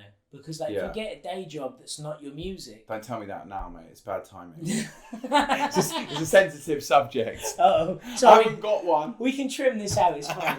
No one will ever know. It's not a joy. But it's like if your revenue is not based on what you make, Yes. then you don't have to worry about making stuff for revenue. You can just do Yeah. what you fucking want. And so I'm kind of about it. Like if you do a big single and then you can go make 2 albums of purely what you want, who gives a shit if no one likes it? If that's what your head's saying do, I'm about it. I kind of back that as well. Like when I worked with Wilco, like one of the things that he always said, like he wanted to make music that affected sort of as many people as possible, and he wanted to be a big, groundbreaking artist in the scheme of like history. And he was very open and vocal about that. He was like, he doesn't want to talk to his kids in 10 years' time and then be like, oh, so you were a drum and bass DJ, but you're poor, didn't do it full time, but you just stuck to your guns and did that. Like, that was his viewpoint. I think it's just music has always been about freedom of expression. And I think you should just be able to do what the fuck you want to do, because let's face it, in modern life, that is a rarity. And music was the one thing that let us do that. I think the most bleak thing about what we're speaking about now is the fact that as the industry changes, that ideology around it changes. It's changed quite drastically. Dried up hugely. Yeah, it has. And that's the reason I got into it. I just wanted people to I wanted to connect with people effectively and, express myself and, from whatever perspective that was from, it was something that I just always wanted to do. I didn't want to be told how to do it, and that's why the commercial thing didn't work for me. They tried to tell me how to MC, and I was like, okay, you want to change me? Let's see how that goes. And I got fired. Well, I find it weird as well. Rightfully so. I was a shit host. I was not the right person for the job, and I didn't wear black every gig. Yeah, fine. I find it weird though, because people are more risk averse than ever. I feel they are personally, because obviously because you're only getting a 12 quid off Spotify, you need your 10,000 streams to get your 12 quid. So it's like you've got to stick to your thing. But it's like, it's never been easier to be forgotten, because there's so much data coming out all the time. Like there's fucking 1 billion releases a day on Spotify, and you can listen to all of them instantly. Yeah. So I used to, when I was I hate this, when I were a nipper, but I used to you'd save up for a week to buy an album. I love how you bought your Norfolk. Yeah. For that. Yeah, well, I mean, it's still like that though. It's even worse. They haven't even got Spotify. But it used to be you'd save up for a week to buy an album, and then you didn't have shit else for a week, maybe 2. So I have an in-depth knowledge of albums that aren't very good because I bought it, and it's well, I'm getting my fucking 15 quid's worth, mate. So I can talk about Chingy's second album is terrible. But I could possibly MC along to half of Chingy's second album. Can we do that? Mate, that's totally it's a bonus feature, mate. Bonus feature. Alright, that's about as bonus feature as my set with Roscoe is going to be. We'll do one each. I'll MC to a Chingy tune. We'll get you Roscoe. We get a 3-minute snippet of my worst outtakes from Roscoe set. I'll pick the worst tune off Chingy's second album, which is pretty bad. I mean, I don't even know if there's one. I bet I'm going to trump it, genuinely. I'll be beat. I've got faith in you. For once. Yeah. But where was it? Yeah, but you had to you bought an album, and it was you kind of stuck with it for 2 weeks. Yeah. Even if you wanted to take it back to the shop and be I got 2 for my birthday, I need to swap one. and all your bullshit to get it back. You still had to deal with it for a week. Whereas on Spotify, if you don't like something, you skip off instantly. And I think even good stuff, I find it now. There's albums I love, but then I'm like, what was that album that I was listening to all last week? And I've got so many other albums that I've been listening to. I just forgot about it, and it's lost in the ether of data. And it's a weird time. So it's like it's never been a better time in a weird way because no one's making any money anyway. You're financially free to take risks because you're literally not paying your rent. It's a hobby. Yeah. At the end of the day, like you said, you have to have a day job. Kind of is, but it's like you're so free financially because you're not paying your bills with it mostly. Yeah. Or even if you're trying to, you're probably not managing. So you are free to experiment because it's not your day job. There's less pressure as well. Yeah, and also everyone's going to forget within 10 hours how shit it was or wasn't. So you might as well just do what you fucking want. And I don't get how it's got more conservative as these things have come more into play. I'm like, surely everyone should be getting more give a fuck. And it's actually gone the other way. So you think from a general perspective it has actually got more conservative? I think in the music I listen to, I find it harder and harder to sign things I like. And I find it harder and harder to find albums now that I really get excited about. Yeah. But maybe that's just because I've hit 30s and I'm cynical as fuck and nothing excites me anymore. And that's my problem personally. But I don't find stuff I latch onto like I used to. Yeah, I think for me, I'm very blinkered with my musical taste and with what I listen to. And in D&B and hip hop, I can actually find what you're saying you're like missing. Right. UK hip hop, I don't think anyone, like you listen to Dirty Dyke album, he hasn't tailored that to fucking anyone. Mate, he's just having an absolute bubble on a mic. So I think Sucking on Prawns in the Moonlight is absolutely his peak. I thought it was amazing, and I was like, this is the guy I was waiting for. Like I've been here waiting for this guy for however long. And then when I heard his new ones, I was like, they're fine. Yeah. And it was like that one just for me because it was kind of like I think. I love the high focus stuff, but for me it gets a bit like there's just loads of tracks about weed, which I don't smoke, so I'm not asked. Yeah. And then there's loads of tracks about how fucked up they get, and it's like, yeah, we're just all getting wasted because we're high focus wasters. But then that album for me was like it showed the dark underbelly of. It was like the fallout of all the previous albums. Do you listen to Baxter? Yeah, so Mansion. Is it Mansion 73? No, Mansion. Whatever the number is, 89? that was so sick. Like those two albums. Pissed before this Bayfield. Yeah, I mean, yeah, we're too smashed for numbers now. We can cut them in later. It's fine. Just get on Google quickly. You'll just dub that in. That's all right. We can, cut. Yeah, exactly. It's all right.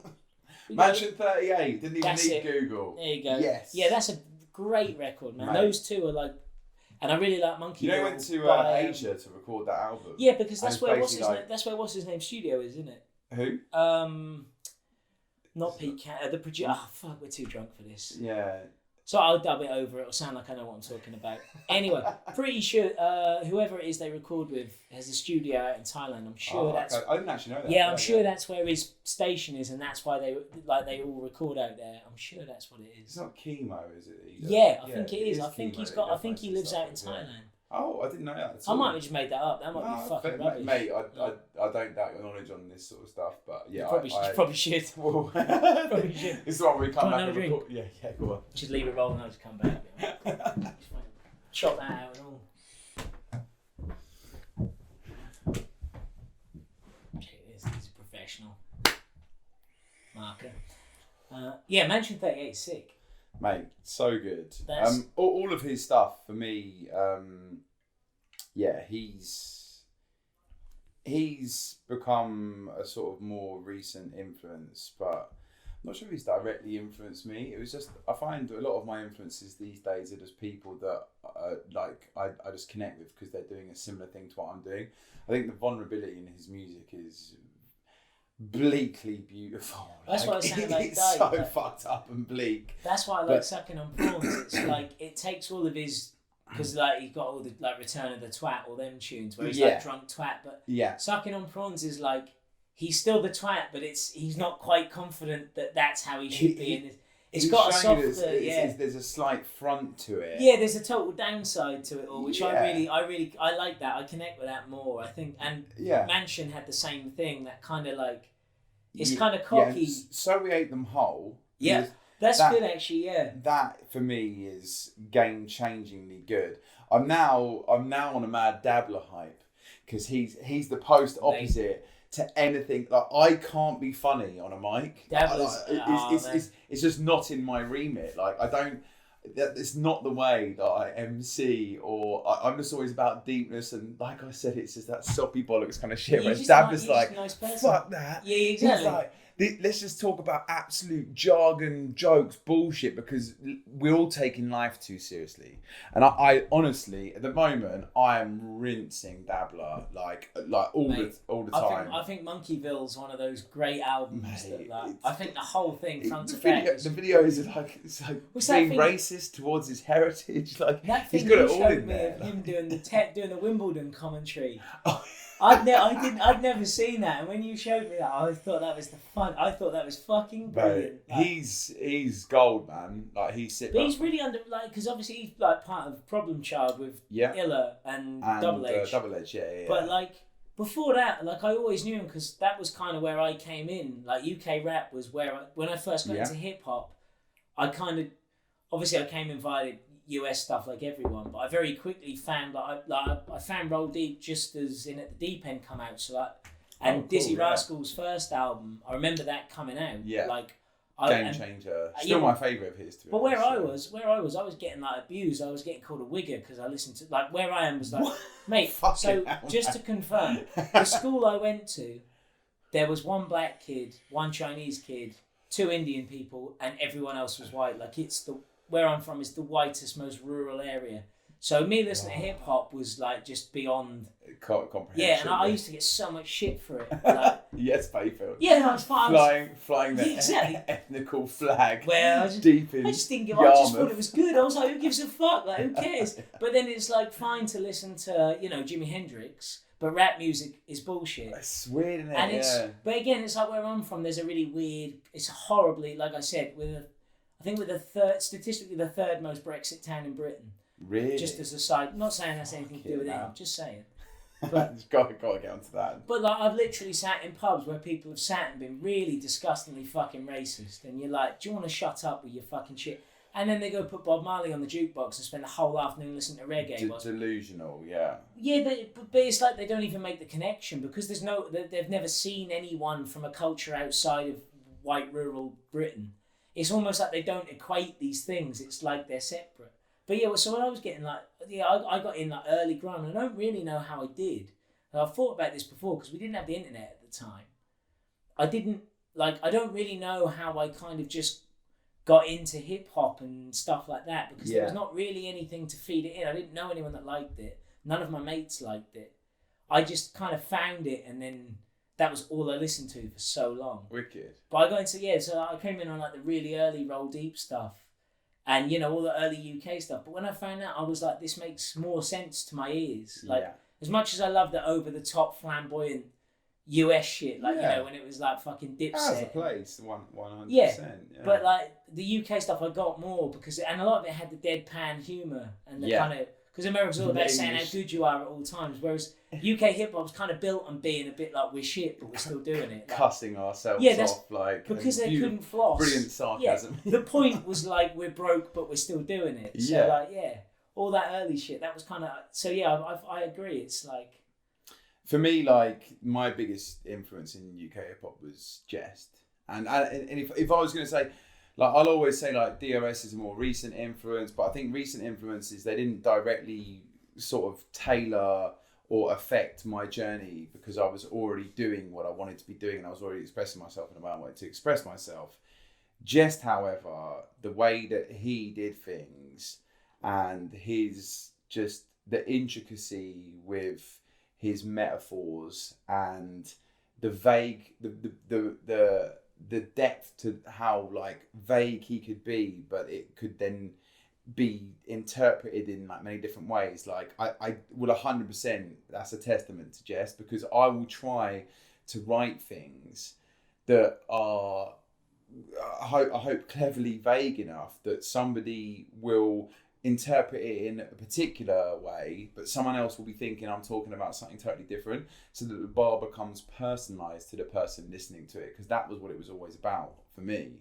And I definitely got that from Jest. I think that was, or I was on that journey very early on, and that was why I went that direction. And I think DRS is cut from the same tree. Whether Jest was an influence of his, I'm sure he probably wasn't, because roughly a similar age. But I think it's just that level of wanting to sort of express yourself in your own way, but almost confuse people and just like really make it a bit, I don't know, it's almost a bit of a cop-out. It's like, I wasn't clever enough to come with sick punchlines that make people laugh, so I'm going to do this weird expansive stuff that hopefully people can get deeply involved with and connect with on an individual level.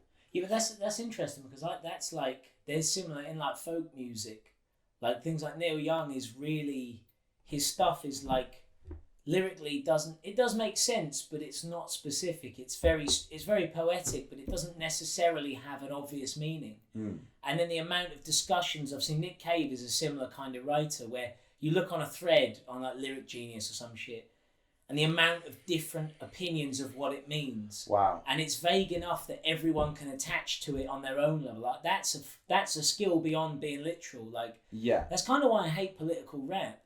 Because when you get political, you have to be, usually you're very blunt. It's like the fucking Tories are shit, or whatever. And it's like, that's good, but it's so earnest and so blunt that I'm like it's something about it switches off in me. Whereas when I have to think about it and ponder, Tom Waits is another great songwriter that does the same thing. Like, it's allegorical enough that you can graft your own meaning onto it. Yeah. So it almost doesn't matter what they meant by it, because you've got your version of what it means to you. And that's it. And then, of course, the bonus is 5 different people can have 5 different opinions on it, but they all agree it's well good. Yeah. So it's like it meets in the middle, and that's definitely, I get what you're saying. That's definitely the game plan. I think like it's almost from a point where like I remember like when I was like a weed head and like used to smoke on a daily basis, it would almost be like, I'm going to write something that I can, at the end of it, I'm confused. It's not hard when you're stoned. Like, you're probably confused when you started, to be honest.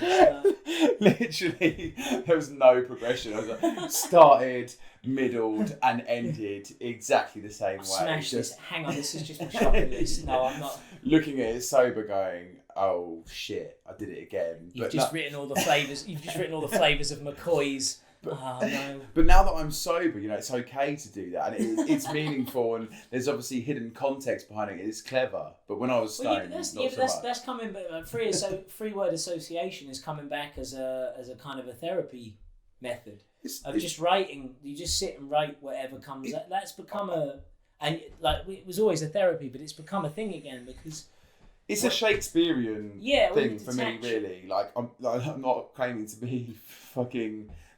The modern day, like the bard. yeah, but it's just like I think that is the sort of closest thing you can attribute it to, because you're effectively, his language. It was borderline nonsense to. Well, no, he made up words. Yeah, he actually exactly. People underrate how much slang Shakespeare made up. Yeah, like so much stuff that we now use was made up by him for performance, which is sort of part of the uniqueness of the British, like the English language, because I think there's a level to that, because I think more so than other languages there is a freedom, because it's such bullshit, because there's a word that can mean 5 different things anyway, just said in a different context, and whether it's attributed to gender essentially it's nuts. And like that I think is quite special, and slang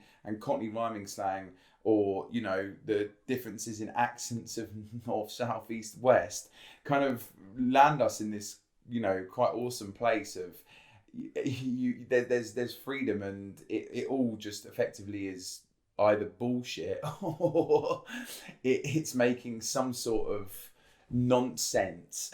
Well, yeah, I think the slang thing. I mean, I love slang anyway. Like, I love any, like when people are like, well, that's a made up word. It's like, yeah, surely that's better than using one that wasn't. Like the fact that someone has come up with their own word, I think is really admirable. Like, I'm totally backing it. Like coming up with some mad shit just because it's funny, or just because it's what you want to use, or like backslang and kind of to obfuscate from a certain group of people. I think that's fucking phenomenal.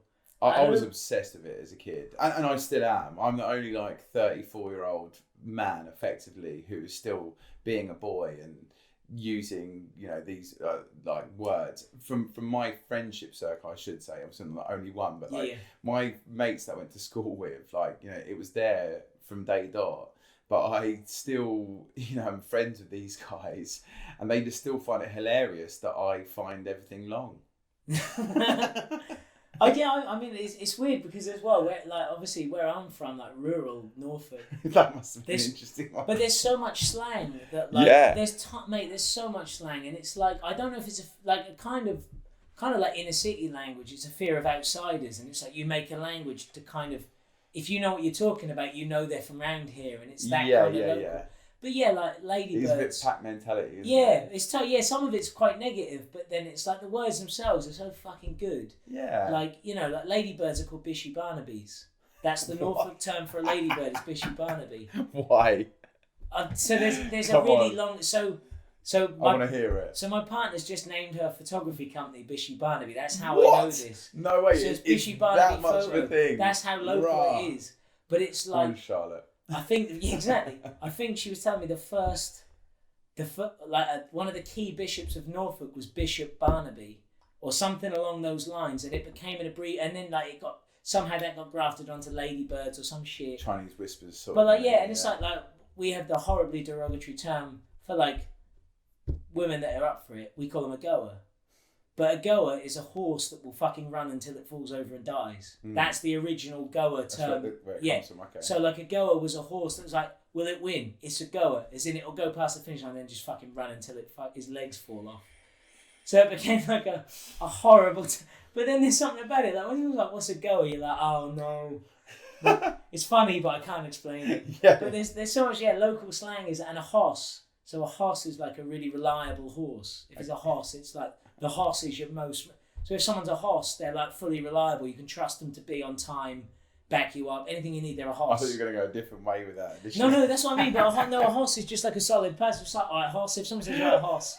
Like, it's like, complete flip. But that's totally like, you know, when someone goes to me like, you know, the traffic on the M1's a myth, which means there's loads of traffic. Yeah. I'm like, but a myth. In my head goes, well, no, there's fuck tons of traffic. If it was a myth, the road would be empty. Nothing. Yeah. Like, that's totally counter-logical. Like, but I love it. Slang is. It's very counter-logical. But I love learning it. I love and I like using it as well. Like, and you know, just all the strange words that like. It just challenges the normal like concept, doesn't it? It like flips everything on its head.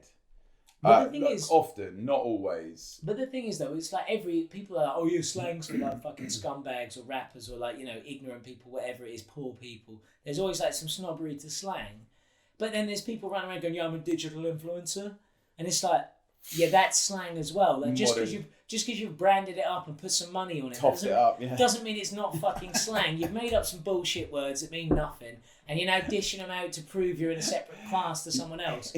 You're totally as slanged up as anyone. Completely ignorant. Yeah, exactly. It's just like all that shit, like all the wellness crap. Wellness is the ultimate slang. Like you want slang, well, the wellness world is just like totally. Like people, I've optimised my lifestyle. You mean you've stopped having fun?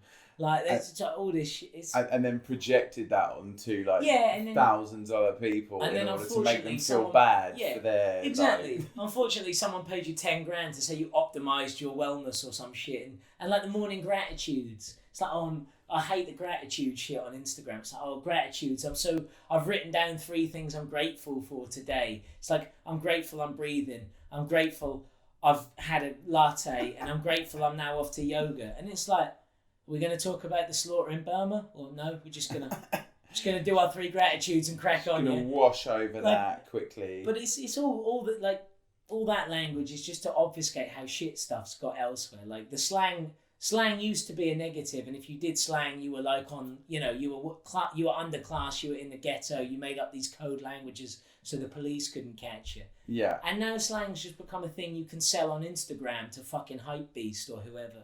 It's interesting. I've never thought about it like that. It's been slang. I would never have looked at it that as a level of slang. It's interesting to hear that. Well, it's from the your same, perspective. isn't it? Well, It's a coded language for a particular group of people. So it is just, I suppose, more like widely accepted as. Yeah, it's positive slang. That's the difference. It's like Yeah. the people saying it aren't doing crimes, inverted commas. They're making 10 million quid a month on YouTube or some shit doing yoga. So that's okay. Yeah, it's fine. Then fuck it. Like, but it's all right to judge these people on their slang.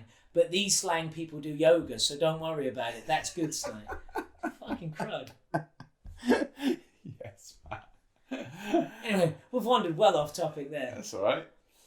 I think another thing, I don't know, drum and bass wise, that I've had a few conversations about recently, just bringing it back to sort of the origins that I come from musically, is that it's very much seeing we've gone down a slightly racial route, it was very much a ghetto, like, black music in its origins. And I know there's a lot of people now, like, I'm sure you probably have some views on this with regards to, you know, maybe even it's apparent in, like, the dubstep scene. I'm not so well acquainted with that. But I know there's people that, they're not angry about it, but are just maybe, like, a little bit sad to see the fact that I think the like grime blowing up had a direct influence in this. The lack of money in drum and bass had an influence in this, but there is a distinct lack of, like, you know, black people in drum and bass music, which is effectively a music that was, you know, the same way reggae was. It was born out of, like, Afro-Caribbean culture in the UK.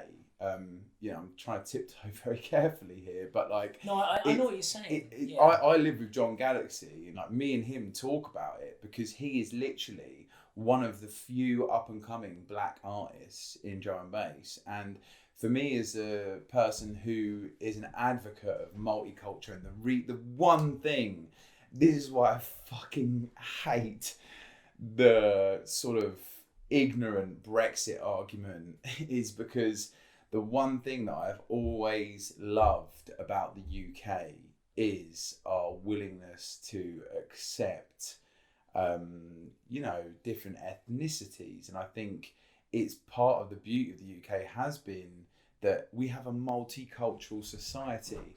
And without that multicultural society, there'd be fuck all character to Britain, let's face it. I mean, like, a good watermark, if you look at British cuisine, Yeah. like before, I mean, the problem is, I agree with what you're saying, and I think the thing with that, I find, is the issue, it's not necessarily a race thing, but because, well, it is, but not directly because of race. Of course not. It's actually yeah. the ultimate problem comes from economics and class. It's Without like, a doubt. because the money has dried up in all these industries, as we fucking know, yeah. because we're broke.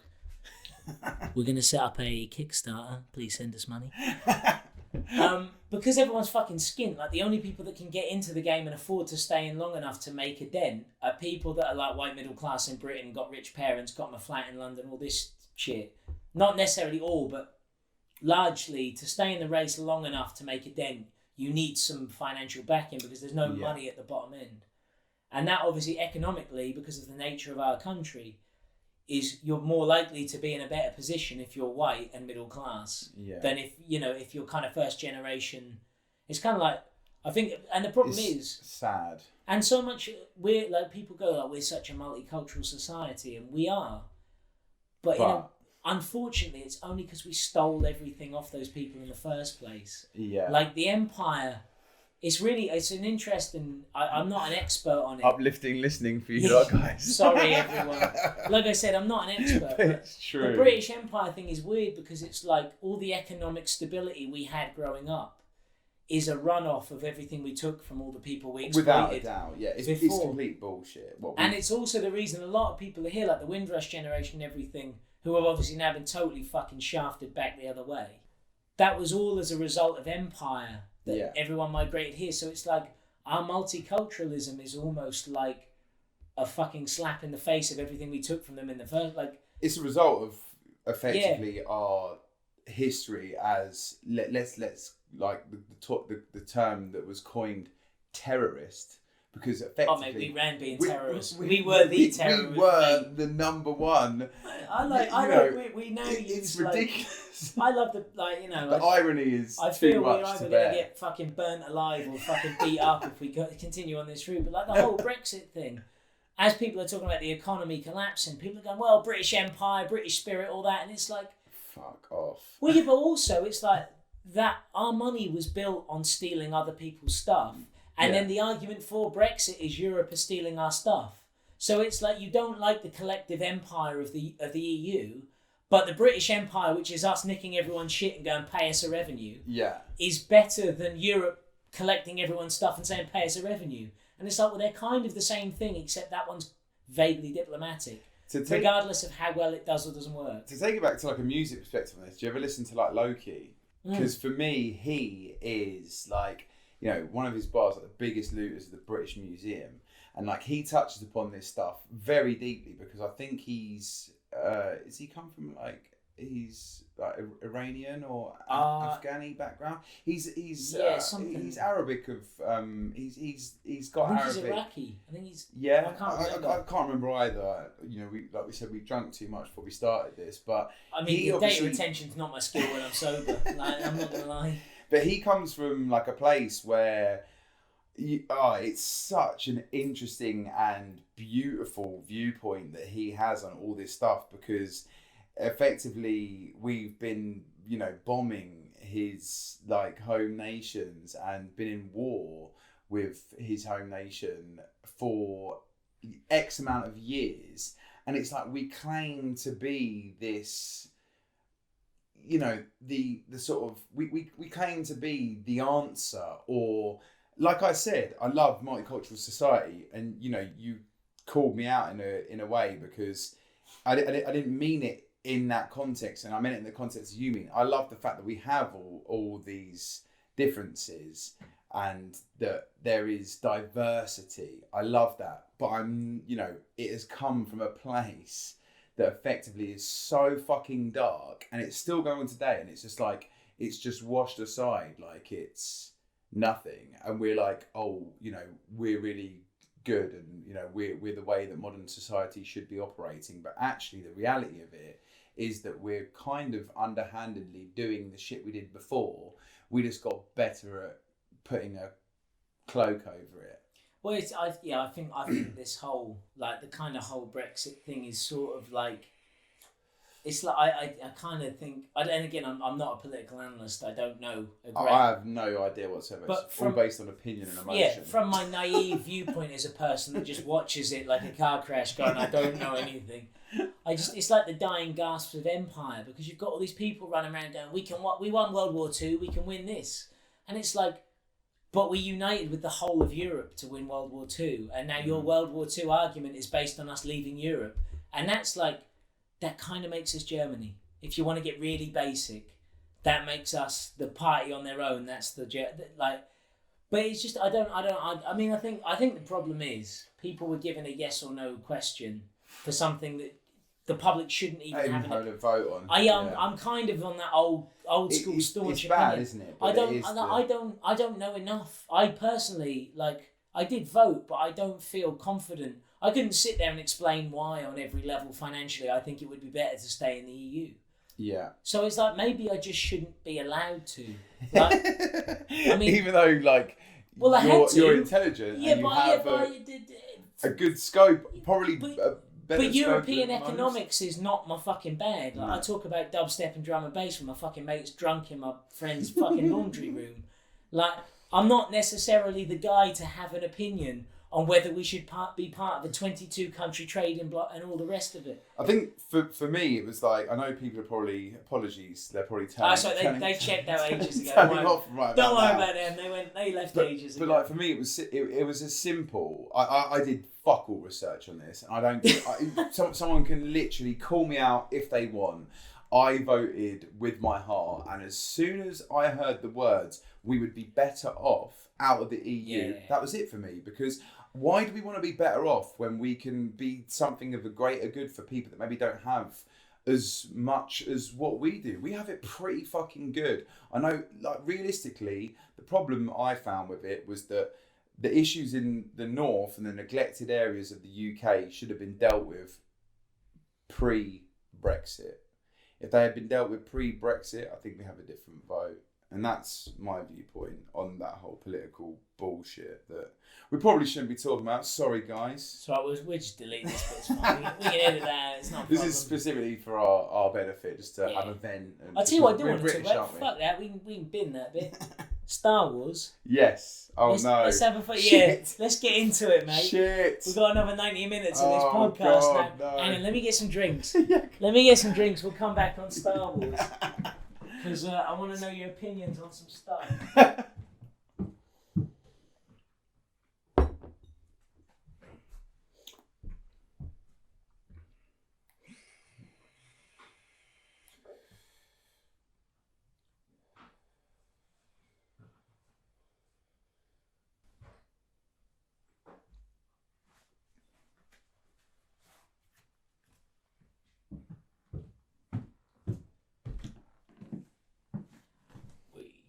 So the old Rogue Jedi thing. I mean, I know you're a Star Wars fan anyway, as most normal humans are. Apparently not a good enough Star Wars fan. It has been known. Well, I mean, Ash doesn't like Star Wars at all, and this is still. Does he not? Honestly, it's nearly broke. Shocking, Ash. It's nearly broke the Well, company we up need on to take multiple this times. podcast outside of Ash's Honestly, house it's now. literally. I know. This is not cool anymore. I know, right? But yeah, we've nearly dissolved the company on multiple times just because he won't watch Star Wars. I'm not about it.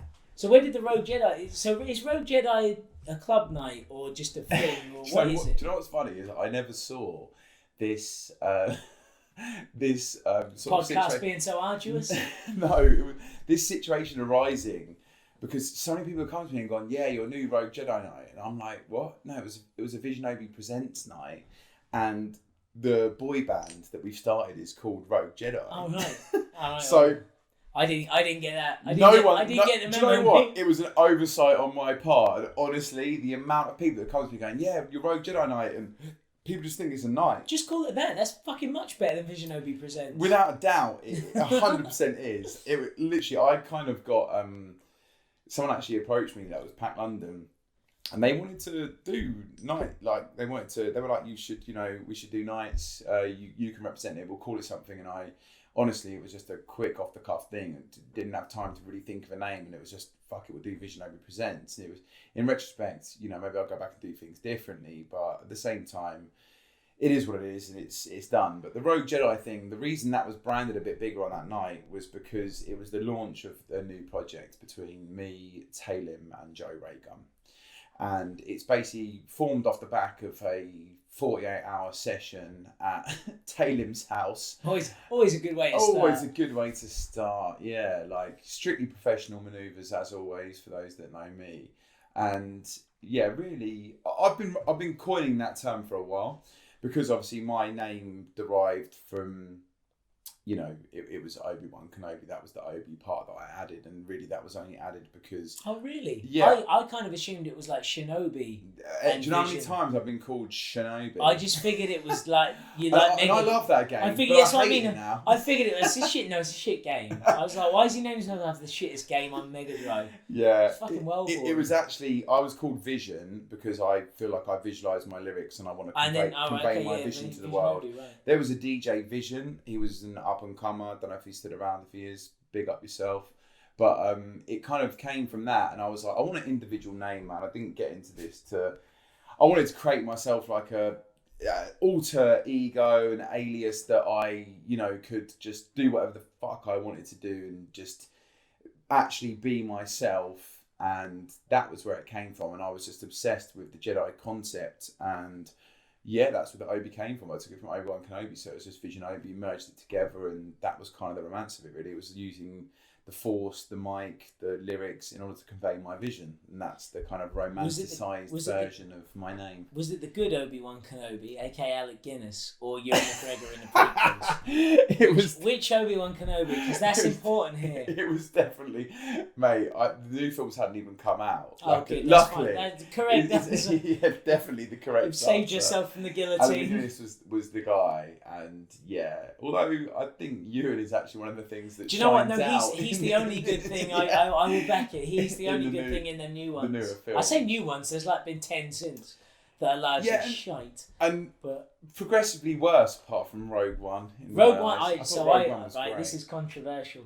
What's your what are your top 3 Star Wars? Oh, mate. Stack 'em. Do you know what? Stack 'em. Before we start this, you know what's funny is like when I get quizzed, like my missus is like a huge Star Wars fan, right? Really? And when we've like massive, mate. She's I about don't to even know if Charlotte's seen them all. she's about to get a tattoo of Princess Leia like on her arm, and like, I'm now her biggest fan. Ratings for that, but when we started talking about Star Wars, obviously she didn't really know who I was initially, and we got together, and then it ended up like materialising. We talk about it, and within like 10 minutes, she's like, "You're not even a fucking Star Wars fan." Yeah, that's what I'm saying. And she like called me out because she was asking me stuff that I had no idea about. And really, I'm a Star Wars fan, but I'm just one of those guys that just mosey on through life and doesn't really dig into things too much. And it was more the Jedi concept I was obsessed with. I love Star Wars. I'm a big fan of Star Wars. Some of my favourite films, but my name would put me out to be the biggest Star Wars fan on road. I am not.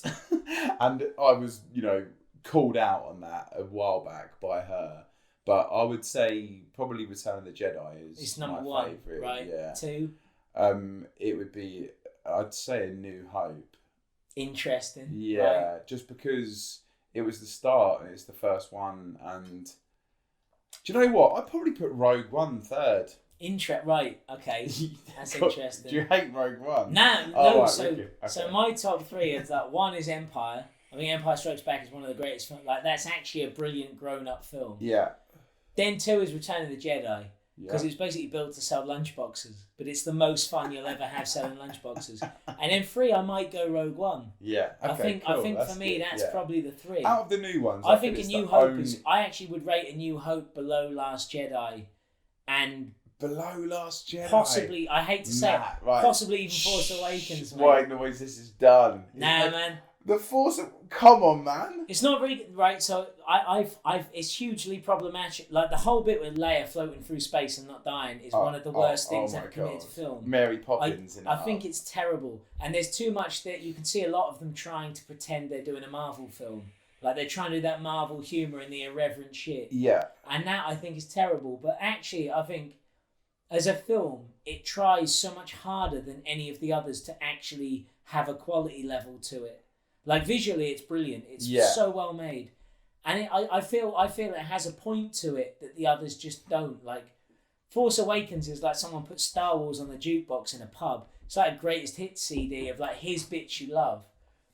And initially, when I saw Last Jedi, I thought it was shit. My memory's so bad. The Force Awakens is the one with Kylo Ren. The first one of the new ones with the new... And it's with Rey, isn't it? Yeah, and it's the one where, spoiler, and she without any Jedi training, manages to have him up. Yeah. Ludicrous. And the entire setup is the same as A New Hope. Like, the entire plot is the same. You're right about that. They literally are on a moon. Tarnished your love totally, for because Hope I was... No, New Hope, I was always like, this is a great... I loved it, but it was like, it's actually really badly made. George Lucas is technically a crap director. You're looking at it from that perspective as well, whereas I don't have the visual... Yeah, mate. Yeah. It's good on a technical level. Like, I know they advanced film effects beyond... yeah, but still, I think you're more qualified to have an opinion on that sort of stuff. I think New Hope is really ploddy narratively. Okay. And very little actually happens for about an hour. That is actually true, and then, like, the big lightsaber duel between Obi-Wan and Vader, because they were literally fighting with broomsticks and they're both 80... It's fucking rubbish. Like, it's really poor. It's poorly shot. You're looking at that from a context of in the time that it came out, or when you first saw it, or when you watch Empire Strikes Back and Return of the Jedi, they're really well shot. The lightsaber duels and that are really well filmed. Yeah, that is true. Lucas is not very good at that sort of thing. That's not what he does, and unfortunately, he directed it, so it just isn't.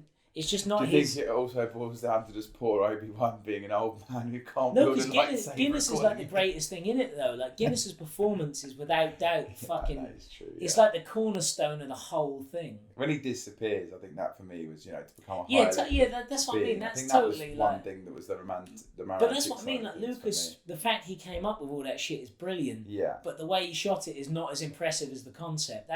I think for me, A New Hope, the concept is brilliant, but it's not as well executed. I rate that. And what I big also time, rate, Alec Guinness, fucking G, one of the greatest British Oh, actors mate. ever. Yeah. So he sniffed early on, like everyone was like tanking Star Wars and saying it was some geek shit and it's never going to work. And he sniffed it was going to be a winner.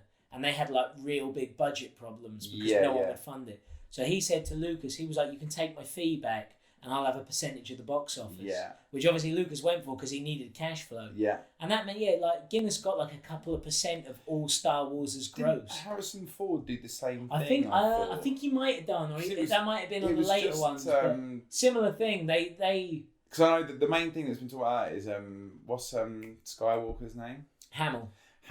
Luke. Mark Hamill, great man. Mark Hamill, yeah. He was the one that didn't do that. Well, he actually ended up having 0p, and didn't he have depression over it? He always had P, but if that's not factual, we'll just cut a bit I'm pretty sure he always had some money. Yeah. But he was, because obviously he was the main character, and it was like his story. But of course, Ford was the one that went on to become the fucking megastar. Yeah. And Hamill, I think that's because he could act though.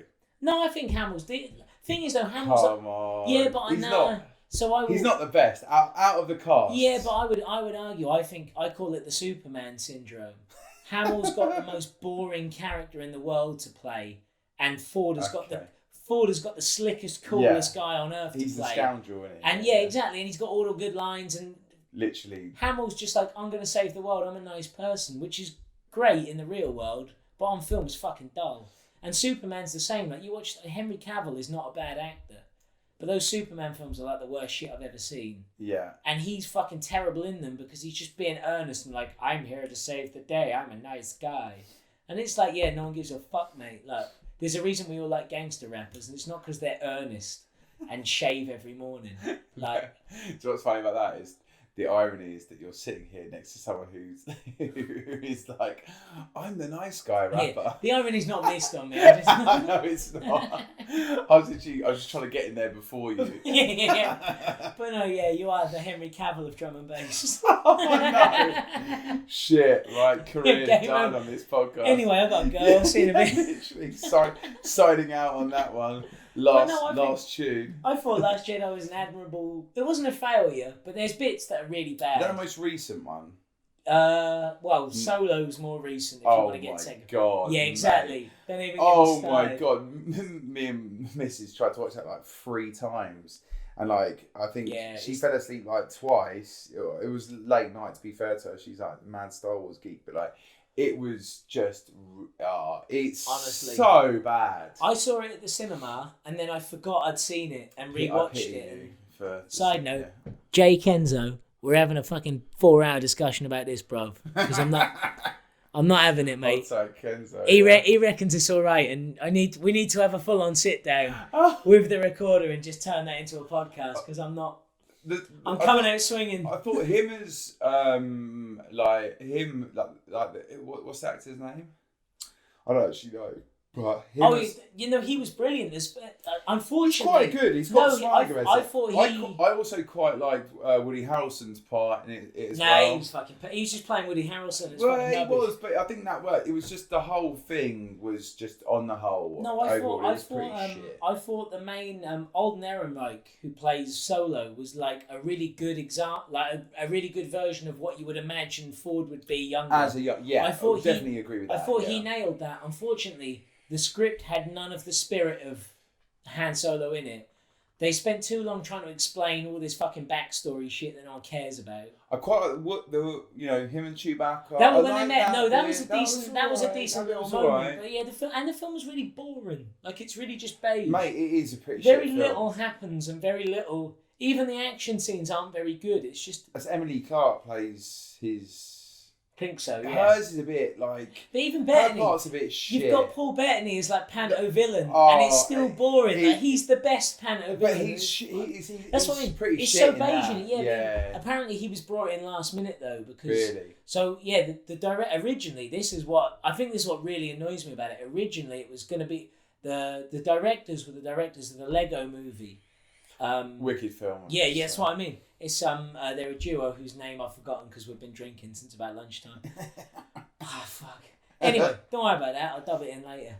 But the point is, they were directing it and they walked off because they weren't allowed to do what they wanted. They were really? they just were like, fuck it. So they wrote it. Never, I can't remember the names, but they just wrote it and like they were directing it and they binned it off.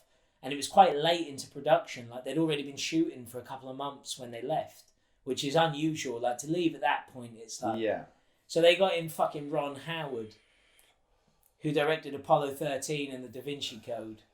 So he's like not a bad director, but he's very much safe pair of Hollywood hands. No one's going to argue. Yeah. He's an Uncle Tom. He's very much an Uncle Tom director. But like, so they got him in, and it's just like the film itself is so No one beige. likes an Uncle That's Tom. what I'm saying. I don't even know if it's appropriate for me to use that term I'm not in sure the it context is, of but Star Wars films. I think bearing in mind what we've spoken about so far, But that's how- the least of our worries. But that's how I feel about Star Wars. Yeah. Like I'm protective of the old girl.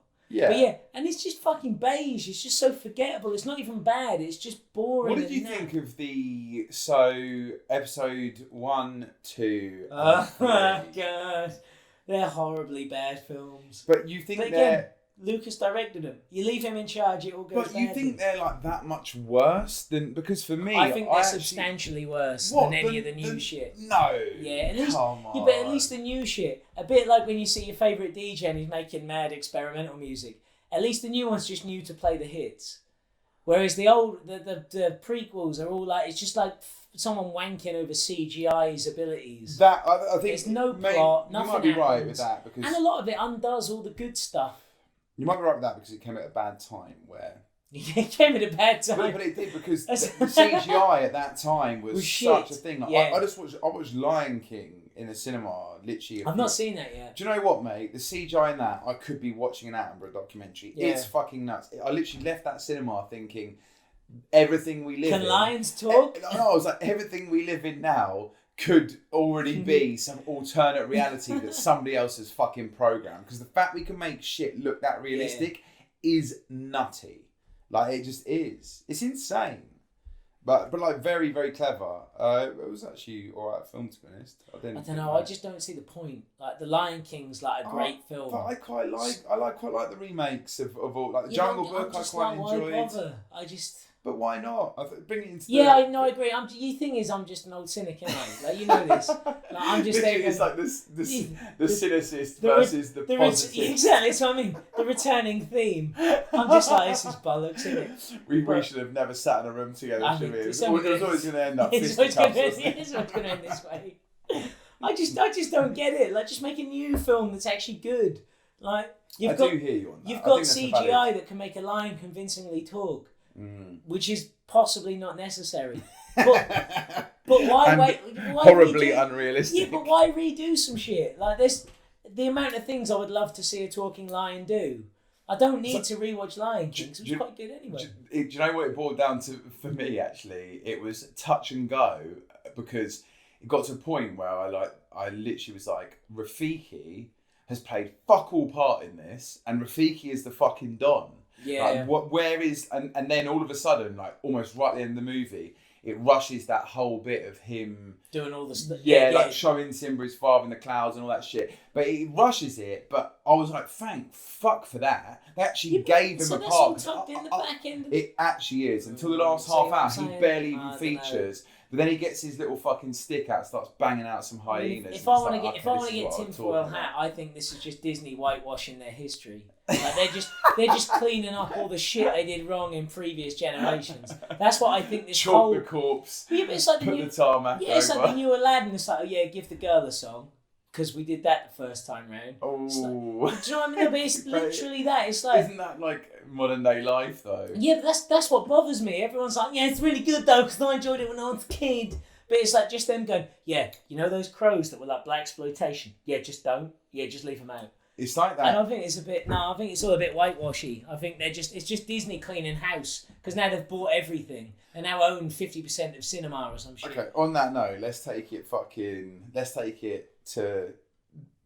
places we're probably going to get told off for. What do you think about female DJs in the modern music industry? I don't think anything about them. If they're decent, I don't like. If they're decent. Yeah, well, I just think, like, the thing is, I think almost the issue, in a weird way, like I was talking about earlier with the whole Instagram thing, the problem is the currency now is not whether you DJ or not; it's your gender and what you talk about. Yeah. This is why I'm asking. I'm not saying they shouldn't be talked about, but it's like, the problem is, of course, now you've got really good female DJs that can't get booked because they're not like sitting on Instagram with their rat out. But then, but then at the same time, you've got DJs that are sorry, not sorry. Fuck it. But you've also got DJs that are getting booked just because they're really photogenic and they've got the best press shots and it looks good on a flyer. This was the angle I was coming from. But unfortunately, because we're in a very earnest moment in time, if you mention it, you're a chauvinist or you're angry the industry's shrinking on a male booking level or some shit. And the frank fuck of it is, I don't get booked either way because I don't DJ. So my opinion is not based on me not getting work. Yeah. But I know really brilliant female DJs that get paid less than crap ones. Yeah. But then I also know really brilliant male DJs that get paid less than crap ones. So, and the problem is not the gender. The problem is branding, and everyone's fucking leaning on Instagram and how you appear. Yeah. So it's like you can be a crap DJ that does yoga and has an avocado tree in their fucking flat, and you're more culturally valuable than someone that's like fucking roots drum and bass DJ or roots house DJ, whatever. And the problem is not gender or any of this other shit. The problem is that everyone keeps paying attention to what people are doing online instead of just booking people. That's the reason I wanted to ask it, because I find that subject very interesting, and it's a touchy subject at times. But I'm a huge advocate of women in drum and bass, and I think I'm not. Fuck them. No, I'm joking. Obviously, I'm joking. I don't like drum and bass, no matter what your gender. Literally, even if you've got the image and everything that comes with it, I don't give a fuck. You can be both genders. Your music's still boring. But that's what it should come down to, and I think it's an interesting crossroads at the moment, because we have female DJs coming through for the sake of being female DJs, and promoters are maybe riding off the back of a female being attractive, the same way that male DJs in the past have probably been able to make ends meet better than an ugly guy. Because what's the guy who did like the Jack and House guy? Oh, he's like proper Love Island business. I'm definitely not to know who. So there's a DJ. Oh shit, he like when the kind of Jack and House thing first came through with like Tom Shorters and that kind of crew that were actually good. There was a guy, I can't remember his name. We should totally do this sober. I can't remember his name for the life of me, but he's like proper like 6-pack Ibiza lad. But he got booked because he had like, X amount of Instagram followers and he could mix house competently. Influencer. Yeah, it's kind of that. It's crazy. But then part of me sort of like, I hate to fucking give them any wriggle room, but I'm like, considering how hard it is to make a living on any music now as a promoter, like running clubs is the worst idea ever. Like, you're better off working in child porn or something. But like, as a promoter, if you've got some twat who like mixes 4 tunes competently and can sell 10,000 tickets, or you've got super cool, really original DJ that's like the roots guy that started a whole genre and you can sell 50 tickets. I'm not saying you shouldn't book the guy that actually started it. Yeah. But I can see from a purely promoter perspective why you would just go, just get the Love Island guy in. I think it is difficult, isn't it? And that is why there's no money anymore. No. To take risks. You can't afford to do stuff that's not a thing. Like, it's why these situations arise. But like, I don't know. I find it very, very interesting, and I'm hugely supportive of equality in drum and bass because, one, because that's my nature. 2, I'm an MC, and there is no equality with drum and bass for an MC, and that's why I will fly the female flag. And I know I brought it up maybe controversially, but I just like there's a woman called Kyrist who like is a producer, DJ on Dispatch, and mate, honestly, she is fucking sick. Like, she mixes better than fucking so many people in the game.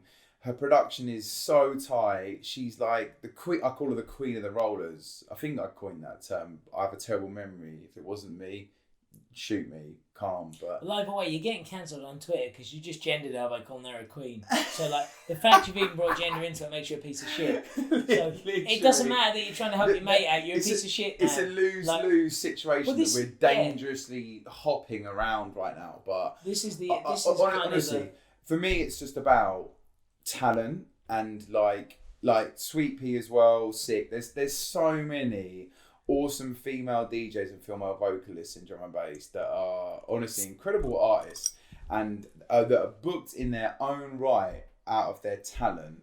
And I think the point I meant is that I think drum and bass does that very, very well, where it's credit where credit is due rather than credit where credit is viewed.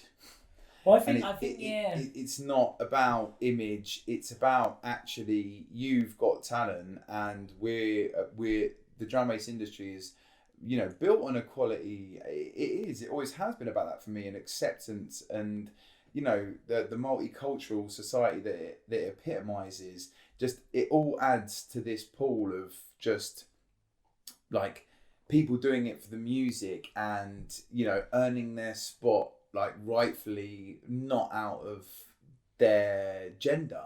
And I think that's so important, and I think that's one thing that drum and bass has actually fucking smashed, because it's not about excuse me, but she's got a big pair of tits, let's fucking outrageous. I know I can't believe I've even just said that. I know what you're saying. I think in a weird way, like I was saying earlier about people taking risks, the underground kind of had, like, underground genres, regardless of which one, because they make so little money, you've actually got the breathing room to be more egalitarian, because everyone's broke anyway and no one's fucking going, like, no one's retiring on this shit. So you're actually free to kind of book what you want, because you're probably going to make a loss no matter who you book. So it's like you might as well just book your mates so that you like and you appreciate their talent. So it's in that way, once you get into the more mainstream ends, then you've got people spending money on your product and they expect a return, and you are kind of caught in the machinations of that whole thing. So yeah, in a weird way, that's why, like I said earlier, that's why I don't get why the underground's so conservative. Because you're all fucking broke kitchen fitters anyway. So like, just do what you fucking want, because you're not making any money on this shit. Yeah. Everyone's so scared to admit that they end up becoming really conservative in what they do, because they're trying to hold on to a preconceived notion of who they are as a DJ or artist, which is not really there anyway. Yeah. And I'm like, we make no money, and as a result, no one can tell us what to do, because we have as long as we pay our bills, we have to answer to no one, which is why we are just obviously unapologetically us. And it's probably also why we're not selling records, but whatever. I think it's just, I find it worrying because, and upsetting, because I just see music was inherently something you listened to, and it wasn't about image so much in its sort of core. In my interpretation of it, it never really was. Like, people will look back and say, well, Hendrix set fire to his guitar. There was theatre involved in it. Like, the Pink Floyd laser show was like groundbreaking, and that was actually part of their performance. And I get, I understand the appeal and sort of, I totally get that. But I think modern day is so, music has become more about image and how something looks than it is about how something sounds, and I just it actually deeply saddens me. Yeah, but I think it's interesting, because that kind of stuff is like a good watermark. It's like, yeah, Hendrix burning his guitars, or like Led Zeppelin having a shark in a bathtub with a hooker. That's like the classic Red Snapper story. Yeah. Like, that stuff was like, it was magical because you didn't know what they did. All you knew was he burnt a guitar in a hotel, they threw a fucking shark in a bathtub. Like, they were like these mystical things for these people that were unobtainable and there. And now, like, the way, because you've got to post your breakfast every morning to sell your single, it's like everyone... Check mine, 10 p.m. tomorrow. Spinach, vegetarian, mushrooms, garlic, plenty of chili. Do you know what? I honestly thought we could go a whole podcast without you mentioning you're vegetarian. Oh, hey! Yeah, fuck that, ain't you? I'm not even vegetarian. I eat fish. I'm a pretender. No, that's a pescatarian. I know it is. Yeah. I just call them lazy. Like, it's so true. Either eat meat or don't. Lazy I'm so bored. and actually hungry. Waffle. Listen. Fuck what what you heard. Yeah, shout out Visionobi on that one. Thanks, mate. He's vegetarian. Did you know? Don't think he mentioned it. Also, one of the nicest humans I've ever met, which is rare in music. Special chap. Extra special shouts to him just because he's always so nice to be around, full of positive vibes. Yeah, and now for the obligatory sales pitch. So, yeah, if you enjoy the podcast, please, please, please share it, subscribe to it, like it on social media, tell your friends to tell your friends, all that boring shit. We've got to do it because, frankly, no one actually makes any money anymore. So it's all about just endless numbers and metric rubbish because everything is now done by an algorithm instead of a human with decision-making abilities. So why not make the decision to support us and share the posts, share the podcast, recommend it to people, leave us a positive review. I mean, you can leave us a negative review if you want on Apple Music or podcasts or whatever it's called now, but we will come and find you. And it won't be nice. But yeah, leave us a positive review, share it around. You can support us on Patreon. We've got some nice tiers of support on there. You'll get some nice free bits, free downloads from the BANDCAMP, free merch and vinyl for the higher tiers. There's some exclusive episodes going to be appearing here and there. Going to do some sort of special kind of more ridiculous ones. They'll be kept under lock and key for the paywall customers. So yeah, get us on Patreon. And as I said, just share the fucking thing, man. Just tell people it exists. Because, frankly, most of these music podcasts are just boring people selling you a tour, whereas we talk utter shit, and it's way more fun. So come and support us instead of some corporately sponsored dickhead. We're obviously never going to get a corporate sponsor because we can't behave. And that's why we need you. So, yeah, like, share, subscribe, all those things right there. Thanks, guys. New episode coming soon, maybe. Dunno. Got one with Wrong Tom in the can. That'll be along soon enough. I'm going to actually edit that and get it up because I'm excited to share that one. And as I said, there's also an exclusive paywall one for Patreon customers, which is a Purple City Roundtable after a festival with myself, Etch, Jabru and Ashley, who also runs the label and is our head of A&R. And yeah, we were all got really hammered and decided a podcast was the way to go. And it invariably wasn't, but it's probably our funniest one. So yeah, keep an eye out for that on the Patreon. Cheers, guys.